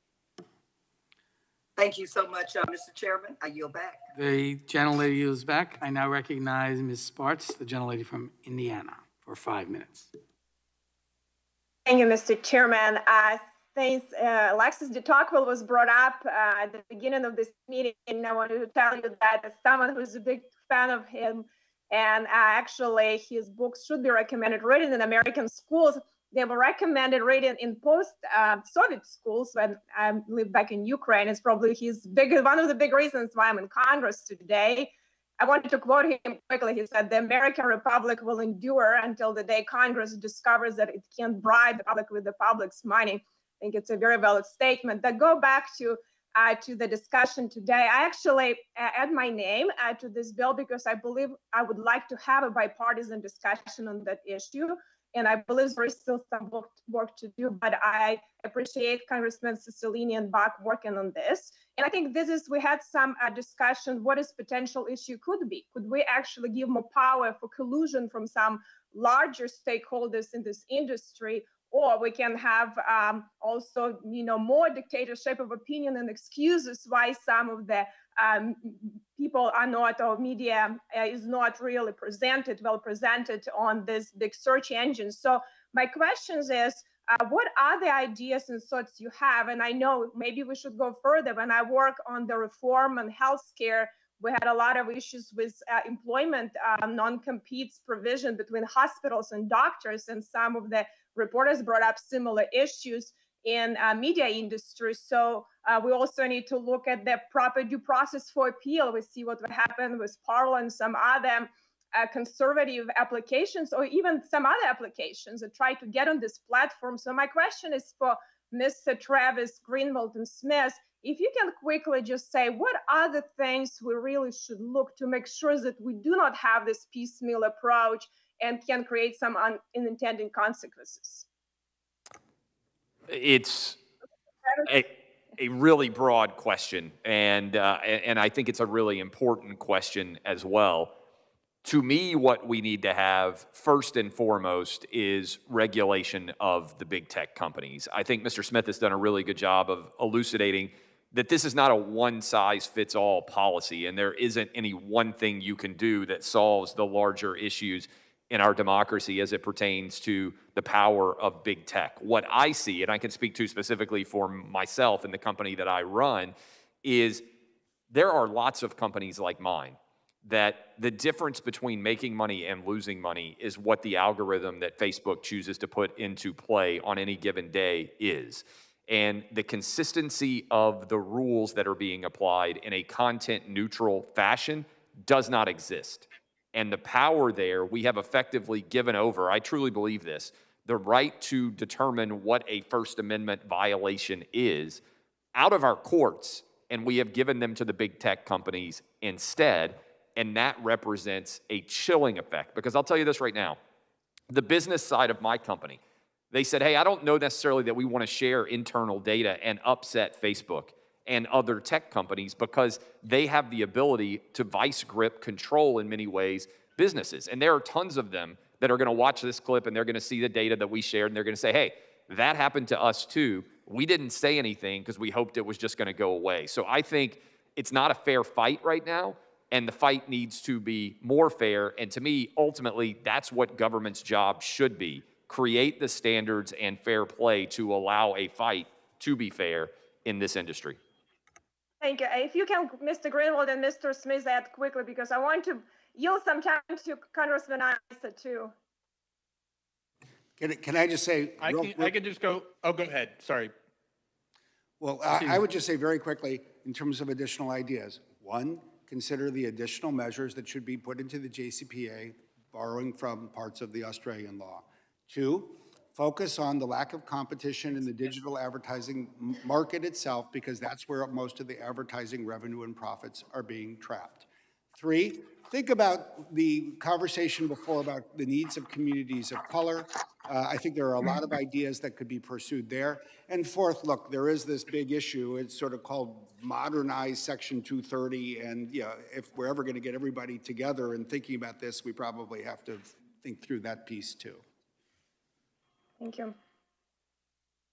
I would just quickly say that I first would encourage the minority members of the committee to really look at that report from October, because I think there are a lot of solutions in it that address the primary concerns that are being expressed. And very quickly, until short of that, of breaking up these companies, I think you could apply First Amendment law or other requirements of content neutral moderation, along with an appeals process based on the reality that these companies are monopolies and people rely on them for their livelihood and for their expression. I thank the gentleman. Thank you. The gentlelady's time is Are you expired. back? Okay, see, I don't see my time. Thank you. I'm sorry. Yes, your time expired. You actually went over 20 seconds, but happy to accommodate you. I now recognize the gentlelady from Georgia, Ms. McBath, for 5 minutes. Well, thank you, Mr. Chairman, and thank you to each and every one of you for being here today. I want to start by echoing the comments of so many of my colleagues about the importance of local news. Whether it's print or radio, TV, or online, it's essential that we have journalists, reporters that are focused on what's happening in each of our own very unique communities. And national media is not enough to keep us informed about what's really happening locally. And that's been especially true within the last year. And we need to know about the state of the pandemic in our communities. And we need to know, who in our community is eligible to take a vaccine and how they can get one. And we need to know when it's safe for us to go back to work or safe for us to go to our local gathering places. And so throughout 2020, we needed trustworthy, accurate information about how our election systems were changing so that people could exercise their right to vote safely.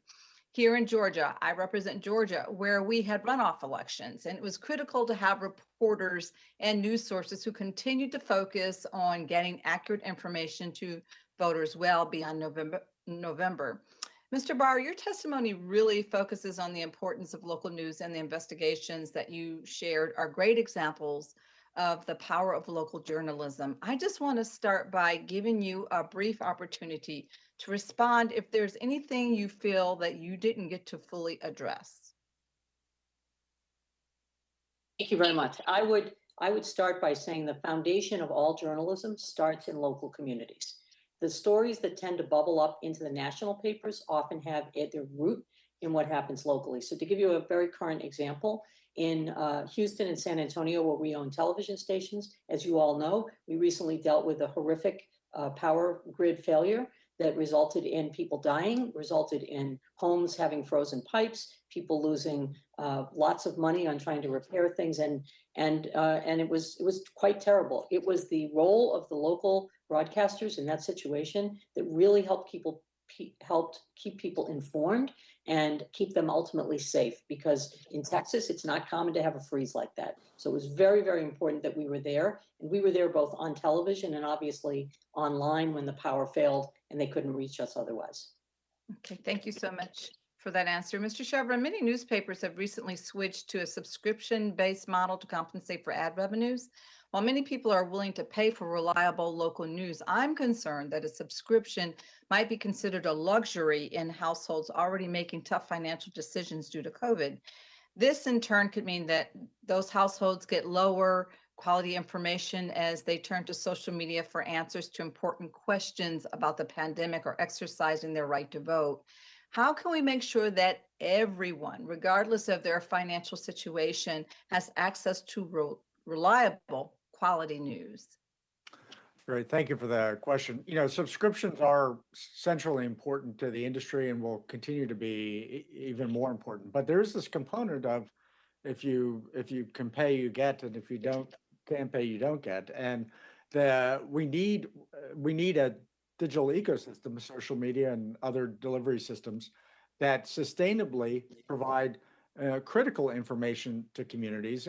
Because what we have now is we have that ecosystem sucking out that information for free, and that's just not sustainable. We need subscriptions are going to be important for my industry, yes, but we also need to have value coming back from the digital distribution so that we can keep making critical information broadly and widely available. Thank you for that. And Mr. Chevron, is there a risk that collective bargaining between media companies and the dominant platforms might only help large national media companies and not local ones? And why or why not? And how can we make sure that local newsrooms benefit? So two things. First of all, again, I think the smallest local publishers are the ones most in need of collective action. But I also have to say, and there's been a lot of discussion about this today, even of my members who are considered big companies, even collectively, compared to the massive market power of these digital platforms, have incredibly unequal bargaining power. This industry itself is critically important to civic society, and it needs the ability to collectively respond to the dominance that's been allowed to build up in the digital ecosystem. So I think there's tremendous particular benefits for small and local publishers, but the whole industry itself needs some capacity to speak for itself. Well, thank you so much. I yield back the balance of my time. The gentlelady yields back. I now recognize the gentleman from Wisconsin, Mr. Fitzgerald, for 5 minutes. Thank you, Mr. Chair. Well, this has been fascinating this morning. I did work in both industries. I owned and actually published a weekly newspaper along with a couple of monthly periodicals. And I worked in radio too at a very small station in Hartford, Wisconsin. So I watched both of the industries change dramatically. And I just wanted to talk about that because if someone would want to comment, I mean, before the revolution of digital, there was the revolution of desktop publishing. And I went through that when we had old serigraph machines and they were doing typesetting. And within, it seemed like a year, there were Macs on everyone's table and the industry had changed overnight. We also, had dark rooms and photographers that it was very labor intensive to get a photo on the front page of the newspaper. It was a big deal. And then all of a sudden that was gone and everything was digital. Shoppers, let me talk about Shoppers for a minute. You know, it was a weekly publication loaded with advertising, a huge supplement for weekly newspapers. And suddenly they either had newspaper content, news content, which changed the dynamic of the industry, or they simply kind of went away. And I know that was another big source of income for them. And on the radio side, I mean, it's been so diverse now. Between somebody having a choice between XM Sirius, iTunes, so you can pick up any radio station in the entire nation, which you couldn't do before. You were limited to the 2 or 3 that broadcast into your area. You know, certainly there's other things that have happened in broadcast, and the big one is the explosion of cable news. You know, when I was a kid, you had 4 stations, and if you weren't on one of the networks, that's where you got your news. My whole problem with this, I think, is that the message has been developed into kind of this niche where you find your audience, you target that audience by delivering the content that you think they want to hear.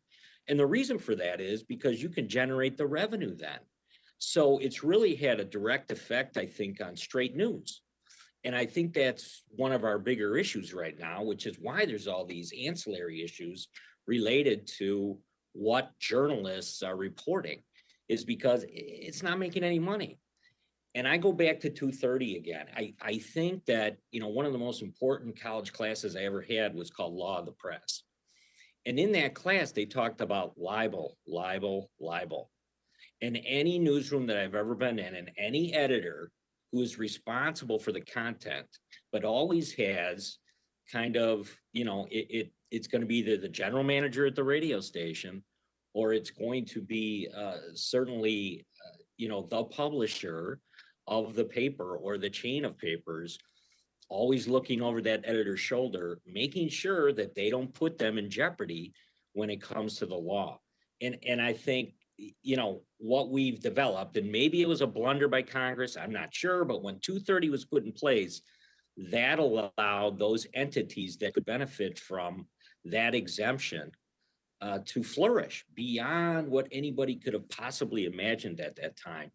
So even though I know that JCPA is probably got some traction right now, I still think if you just do JCPA and not do 230, you're going to find yourself kind of back in the same place. And I know that that one of the set of testimony today kind of alluded to that.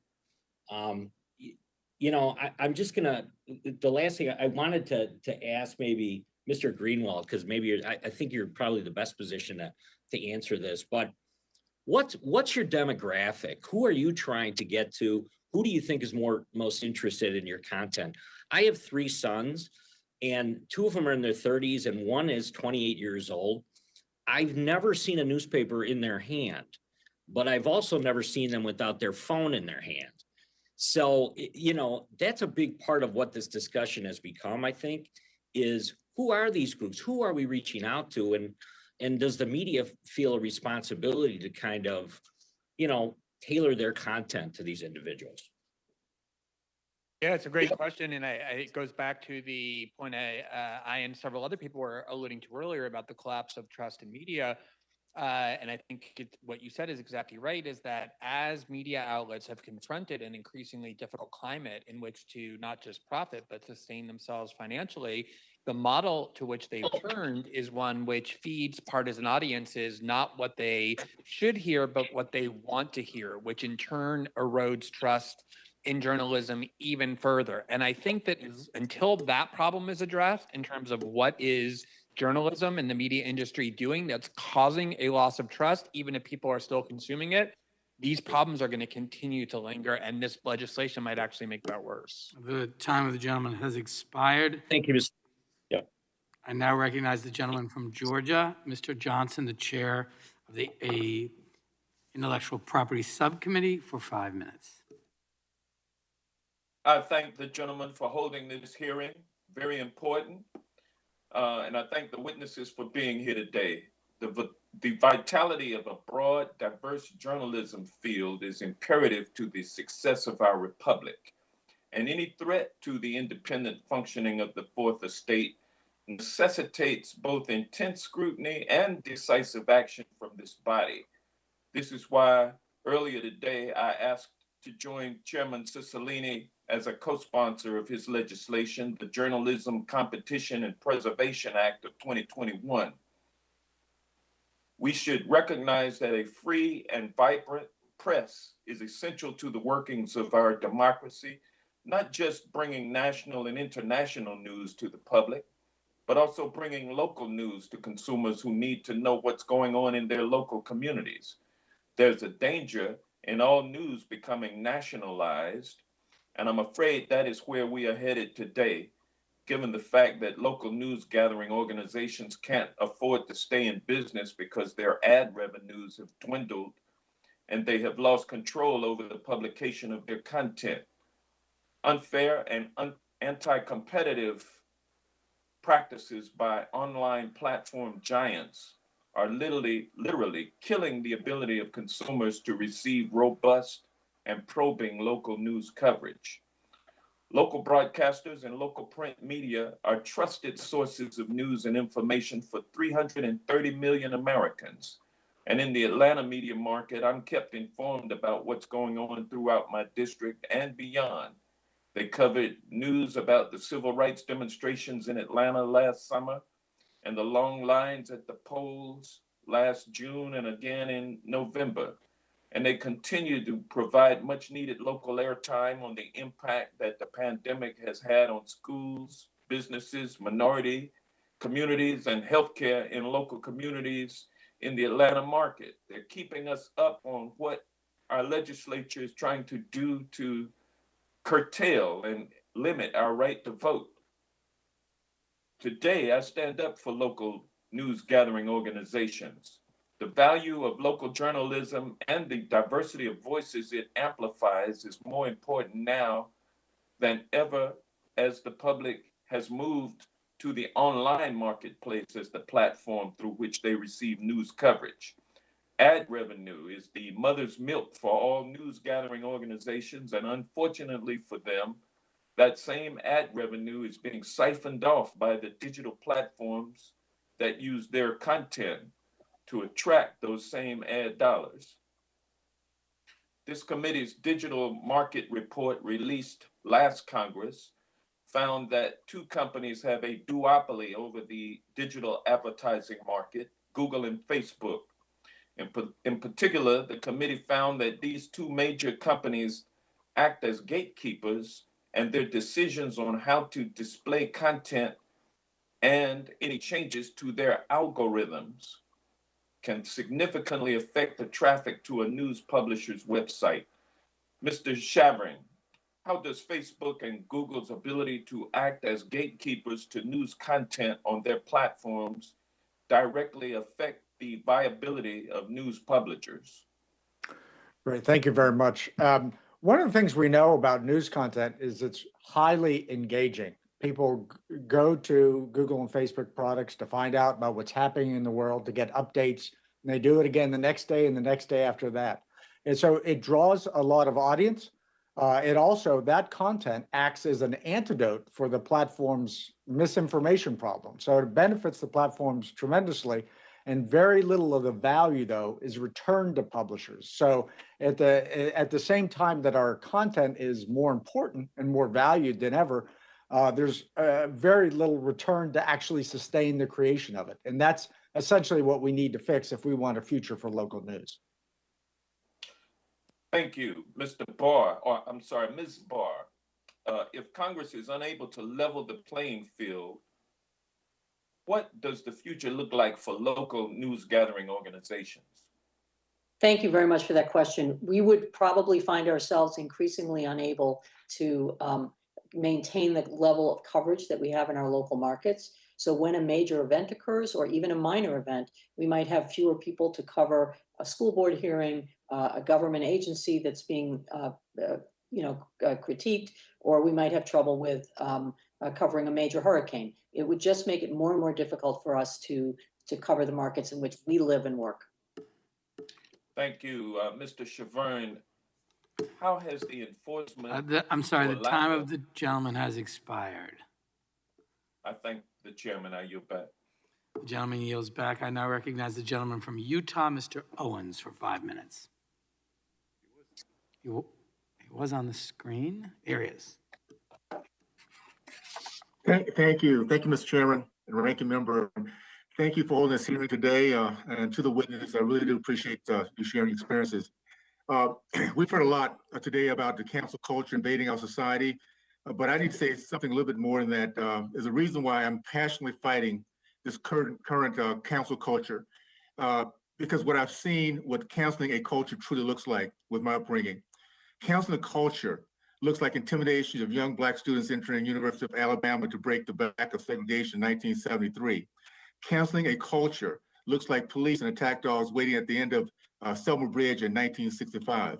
Today, counseling a culture has taken the form of oppressive censorship of big tech silencing American voices and stealing our freedom of speech. As it was in 1960 civil rights days, it will take the same old school Americanism to defeat this curse. It's called courage, backbone, a patriotic bipartisanship, which I'm seeing today, an effort to prioritize our culture of freedom over global profit and power. The enemies of our American culture can be summarized in 2 words, the same words used as the enemies of 1960 freedom fighters, bullies and cowards. To go back to what Thomas Jefferson and one of our founders said, obviously, years ago, at the beginning, ignorant and free, to paraphrase, ignorant and free can never be. It's never been more true than it is today. There's been a lot of good questions asked today, and I don't want to duplicate those. So I'm just going to ask Mr. Travis and Mr. Greenwald. You know, this is one of I think of a long series of steps that's going to get us to where we can deal with this process that's been happening to us for quite a while under this council culture, counseling a culture, our American culture. How do you see us finally get to that end where we've gotten control? And obviously this is one of the many steps to get in control to where we can have this freedom of speech again, where we expect this as a country, that this should be a natural process. We can speak freely without feeling of being attacked. How do you see that coming to where we can end this process here in America? Let's start with Mr. Travis and Mr. Greenwald. It's a great question, Congressman. And to me, every single American out there is terrified on some level every time they pick up Twitter, every time they pick up Instagram, every time they pick up Facebook, and they sit there for a moment and think about whatever opinion they're about to share, and they have to think to themselves, is this worth my life fundamentally changing? And to me, the marketplace of ideas, Congressman, requires that people not be afraid to say what they really think. And what we have created is such a stifled environment today that people are terrified to say what they think. They're also terrified that their kids might have a TikTok video out where they're singing along to a rap song and suddenly they can't get a college scholarship anymore. That's happening every single day across this country. And big tech has helped to create a censorious universe where, again, I said cancel culture to me is the difference between I disagree with you and I disagree with you and you're not even allowed to be involved in this conversation and you shouldn't be allowed to have a job either. And what we have to do if we want to have a full flourishment of democracy is start to fight back against that culture of censorship. And one of the ways that we do it, I believe, is by restricting the antitrust power that I believe the big tech companies have come to take over in the ensuing decade. And I'm sure Glenn can talk about that a lot better even than I can, but that's the essence of the question I think you're asking. Yeah, thank you. The one point I'd like to emphasize, Congressman, about all that is big media, the largest media corporations in the United States, are not opposed to the censorious behavior of big tech. Quite the contrary, they're the ones who have agitated for it most aggressively. If you ask people in Silicon Valley, they will tell you they would, all other things being equal, prefer to be out of the business of content moderation and have been pressured by big media companies, both for ideological and competitive reasons, to silence others who might compete with these large outlets in the name of diversity. And this is why I would really urge the committee to strongly consider this. What I think everyone is saying is very valid in this concern for the viability of local media outlets. So if that's the case, the focus ought to be on empowering these local media outlets to sustain themselves and to grow and flourish, and not empower the actors who are causing so many of the problems that we're all talking about, which are big media outlets either acting in concert with big tech or in many cases co-opting the power that they wield. The time of the gentleman has expired. I now recognize myself for 5 minutes. And Thank you. Mr. Greenwald, that's exactly the purpose of the legislation, to empower those small publishers and small newspapers.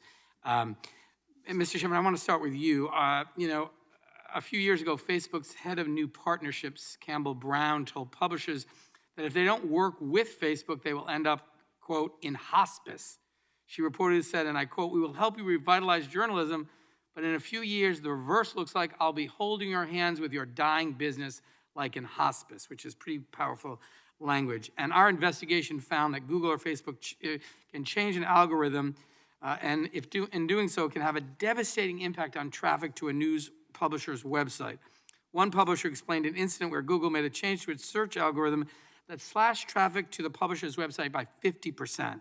And so my question for you is, how do these types of incidents affect a news publisher's advertising revenue?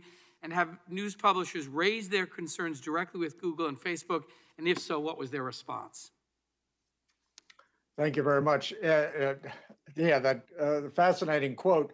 Yeah, you know, the sad fact is so many publishers did and have tried to do what Facebook has asked, almost always to their detriment. By the way, interesting example about the role of algorithms in all of this.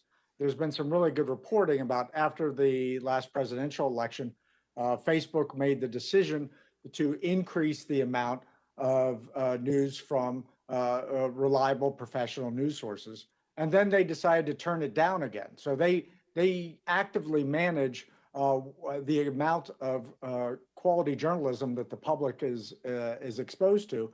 And essentially, that determines whether we live or die. These two companies are our regulators. They determine whether we're seen, how we're monitored. Thank you. And I don't know if we froze or... So with that, I just say we've tried to work with them, and it hasn't worked out very well. No, and you add to that a business model that incentivizes the most provocative and exploitative communications that are shared most widely and increase ad revenue. So there's no incentive for that kind of proper curation of their sites. Mr. Smith, thank you again for your testimony. You mentioned in your written testimony transparency requirements, obligations to negotiate in good faith, and a duty to avoid retaliation, as well as some oversight and monitoring by an agency like the FTC. And just wondering if you could share a little bit about what your thoughts are on how we might improve the Journalism Competition and Preservation Act in light of the Australian experience. Sure. I mean, I might start with the aspects that are most closely related to the negotiation process itself. So, you know, I do think that a duty to negotiate in good faith, and especially an obligation to avoid retaliation, I think are very important. And I think that kind of responsibility usually is subject to an agency review and an FTC or similar agency review to uphold those responsibilities, I think is not just appropriate, but pretty customary. I do think the transparency issue gets back to what you were just talking about. And I think that's going to require some more thought. It's going to require some more discussion. I think in Australia, it became apparent that it was important. It was also a challenging topic. There's a lot of views on both sides that frankly need to be considered. But this is a topic that is of great importance, frankly, around the world. Thank you so much. Mr. Schleicher, you raised some concerns that additional revenue that may be provided to news organizations that are able to negotiate under the JCPA might not be reinvested in producing high-quality news, but rather be used for share buybacks or to further enrich wealthy investors. I think those are really important concerns. And so what safeguards should we be considering adding to this bill to address these concerns? Well, I think, I'm hearing a lot of terms that I hear in my day job, right? Hearing about the imbalance of power and the need to negotiate in good faith in a collective way. And in the past 3 years, we've added 3,500 media workers to our union, which is unprecedented growth. So what we need to do is we need to make sure that the workers are part of this solution, that any additional revenue would be built in to support new jobs at local newsrooms. We also need to make sure that there's neutrality, and that union busting efforts by a lot of these companies, whether it's Gannett, Tribune Publishing, or even Block Communications Incorporated, cease and stop, because these journalists, they just want to do their jobs. They look at their jobs as a public service to their communities, and they don't want to have to also fight the companies to just get the basic respect that they deserve. Thank you. And I would just note with my couple seconds left that, we all recognize that this is a temporary solution to an urgent problem that we believe we must respond to, and if we don't, we will just not have local journalism anymore. And so this is not something we're doing alone. We have a very robust antitrust agenda with many, many excellent recommendations that we intend to move forward on, and I don't want anyone to be concerned that this is the only thing we're going to do. This is one part of a very discrete problem with a very temporary fix. We have lots more work ahead of us that relate to all the recommendations in the report. And with that, I'm pleased to yield 5 minutes to the ranking member of the subcommittee, the distinguished gentleman from Colorado, Mr. Buck. Before my time begins, Mr. Chairman, may I ask a quick question?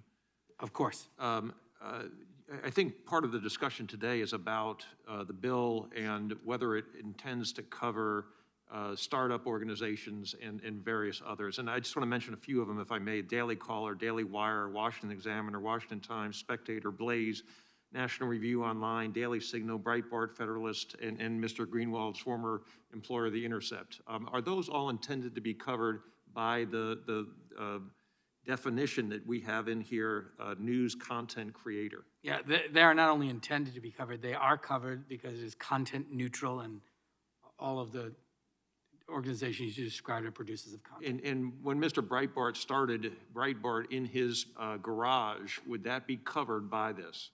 Absolutely. And if there was some doubt about that, would the chair be willing to entertain an amendment to the bill to clarify that when we get to markup? I am always willing to work with you, Mr. Buck. You have always acted in good faith, and to the extent there are improvements or clarifications of the bill that would be useful, I'm happy to work with you on those. Thank you very much. Mr. Travis, I'm just an old jock, so I'm more comfortable talking to you than anybody else around here, and I appreciate you being here today. I have to tell you, and you may have been in this situation also, but I have been in disagreements with a spouse, a child, a neighbor, a coworker, and after about 5 minutes of the disagreement, I realize we're saying the same thing. And there's something happening today where I feel like we're saying the same thing, and not just the witnesses, but the members also. What happened to you is disgraceful in this country. It's something we expect in China or Russia. It's not something we expect in the United States of America. And so I absolutely believe the solution to what you talked about is having 5 Googles, 10 Facebooks, 12, and I think Mr. Smith would agree with me. He'd love to have Bing and Google, with equal market share competing against each other in a way that would make sure that if one discriminated against you, the other would pick up that revenue and run with it. But this is something different, I think, what we're talking about with this particular bill. I think what we're talking about with this bill is to make sure that these news organizations that are going out of business have the chance to compete with these big tech giants for ad revenue. Right now, they don't. Right now, what we're seeing, and by the way, big tech doesn't have a bunch of reporters out there covering news stories or opinion writers writing news stories. All they do is they take someone else's product and they use that product for more and more profit for them and less profit or revenue for the other side. And so what I'm wondering is, what is the solution that you would, not to the world in general. We agree, especially on this side of the aisle, that we need to do something about Section 230, and we need to do something about censorship. But in terms of this specific issue, revenue for small local news organizations, what do we do? There's not an easy solution, right? And there is a multifaceted solution that I think is going to have to be built in order for things like this to work. I think Section 230 needs to be modified in many ways. I also think, to use the specific example that I was talking about, in courts, we have created a system where if a bad judge decision occurs at the district court, you can appeal it to the appeals court or all the way to the Supreme Court. When I look at Facebook, which is a monopoly, let's not pretend that they're anything other than a monopoly. It's almost impossible for news organizations to make budgets without working with Facebook, as Chairman, you just said in the example you used. What I think they need to have is a fair and transparent system when they get things wrong to allow them to be remedied. Because ultimately, I'm going to be fine. But if our company doesn't make the revenue that we should on the content that we're producing, that means that I hire less people. That means that all of these companies that are here talking to you today trying to increase their revenue hire less people as well. And to the extent that I believe in the marketplace of ideas, which I do, we need as many voices as possible all speaking. And the way that the system is structured right now, we are not having that occur. Mr. Smith, I want to ask you a quick question. I recognize the concern that at some point there'll be this smoky room and a few of the tech giants and a few of the news giants will get together and say, hey, we can make even more money if we just decide to screw all these other people, the smaller tech companies and the smaller news organizations. And so the idea that these two giants are going to collude and create something with the exemption that we're talking about in this bill may be real. But I want to ask you, in your experience with Australia, did Google say to the world, hey, let's just get together with 3 or 4 of these news organizations. The Australian people will be happy, and that's the way to go. Did they act like they were willing to collude with just a few, or were they concerned with the welfare of the people of Australia? Well, it's a great question, and interestingly, as things played out in Australia, I think it's fair to say that there was initially a principal concern that, frankly, the only news organizations that would benefit would be the big ones, and specifically News Corp and 2 others. And the whole assurance that the law contained to ensure that everyone was reached was exactly what is in the JCPA. The ability for everyone to negotiate collectively. I actually think that if you don't create a basis for small publishers to negotiate collectively, you really don't create much of a basis for them to negotiate effectively. I appreciate the time, Mr. Chair, and I yield back. The gentleman yields back. I now would like to add the following items for the record. A letter from Jason Kint, the CEO of Digital Content Next, a statement for the record from Jeff Jarvis, the Leonard Tao Professor of Journalism and Innovation at the New York's Craig Network Graduate School of Journalism. Statement for the record from Maribel Perez Wadsworth, President of News Gannett Media. A statement for the record from Rod Sims, Chair of the Australian Competition and Consumer Commission. A statement for the record from Media Matters for America. A statement from the record from our colleague, Congresswoman Susan Wild, who in her statement acknowledges, and I quote, "These challenges are real, and those of us in positions of power must take them seriously," and recounts her mother's own experience as a journalist. A joint statement for the record from the National Association of Black-Owned Broadcasters, Native American Journalists Association, and Radio Television Digital News Association. A statement for the record from the Free Press Action. A statement from the record from Google. And a statement for the record from Matthew Shears, President of Computer and Communications Industry Association. And with that, I'd like to really thank our extraordinary panel of witnesses for your testimony today. I think this was a very productive hearing and raised very important issues about this urgent challenge we face. Next Thursday, we will be holding our 3rd hearing as part of a series to develop legislation to address the rise and abuse of market power online. At that hearing, our witnesses will discuss proposals to modernize and strengthen the antitrust laws that apply monopoly power and anti-competitive mergers. And again, with deep gratitude to our witnesses, and without objection, all members will have 5 legislative days to submit additional written questions for the witnesses or additional materials for the record. And this hearing is now adjourned.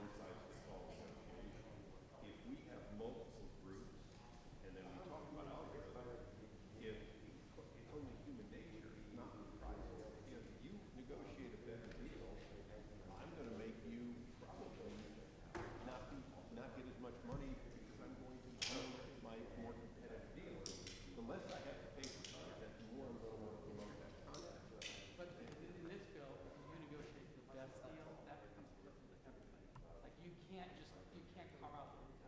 So if the top three got into a room and negotiate the best deal ever, then you're held into the room.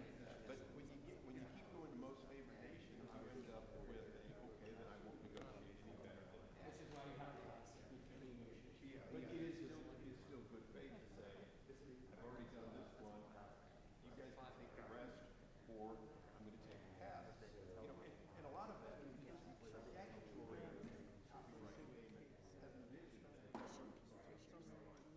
if you're top 40 versus the rest, the reality is you never get played unless you're those top 40. And then what ends up happening is the media people say, well, then we want to be able to split who never gets played, what gets played. And I just, it's not that I object to what you conceptually want to do with the Australian. I'm just looking at saying, well, but with this content, historically, we've had all kinds of negotiated deals, and each one of them has failed in some way. And my biggest fear is this one will fail. The big fear is that there's something.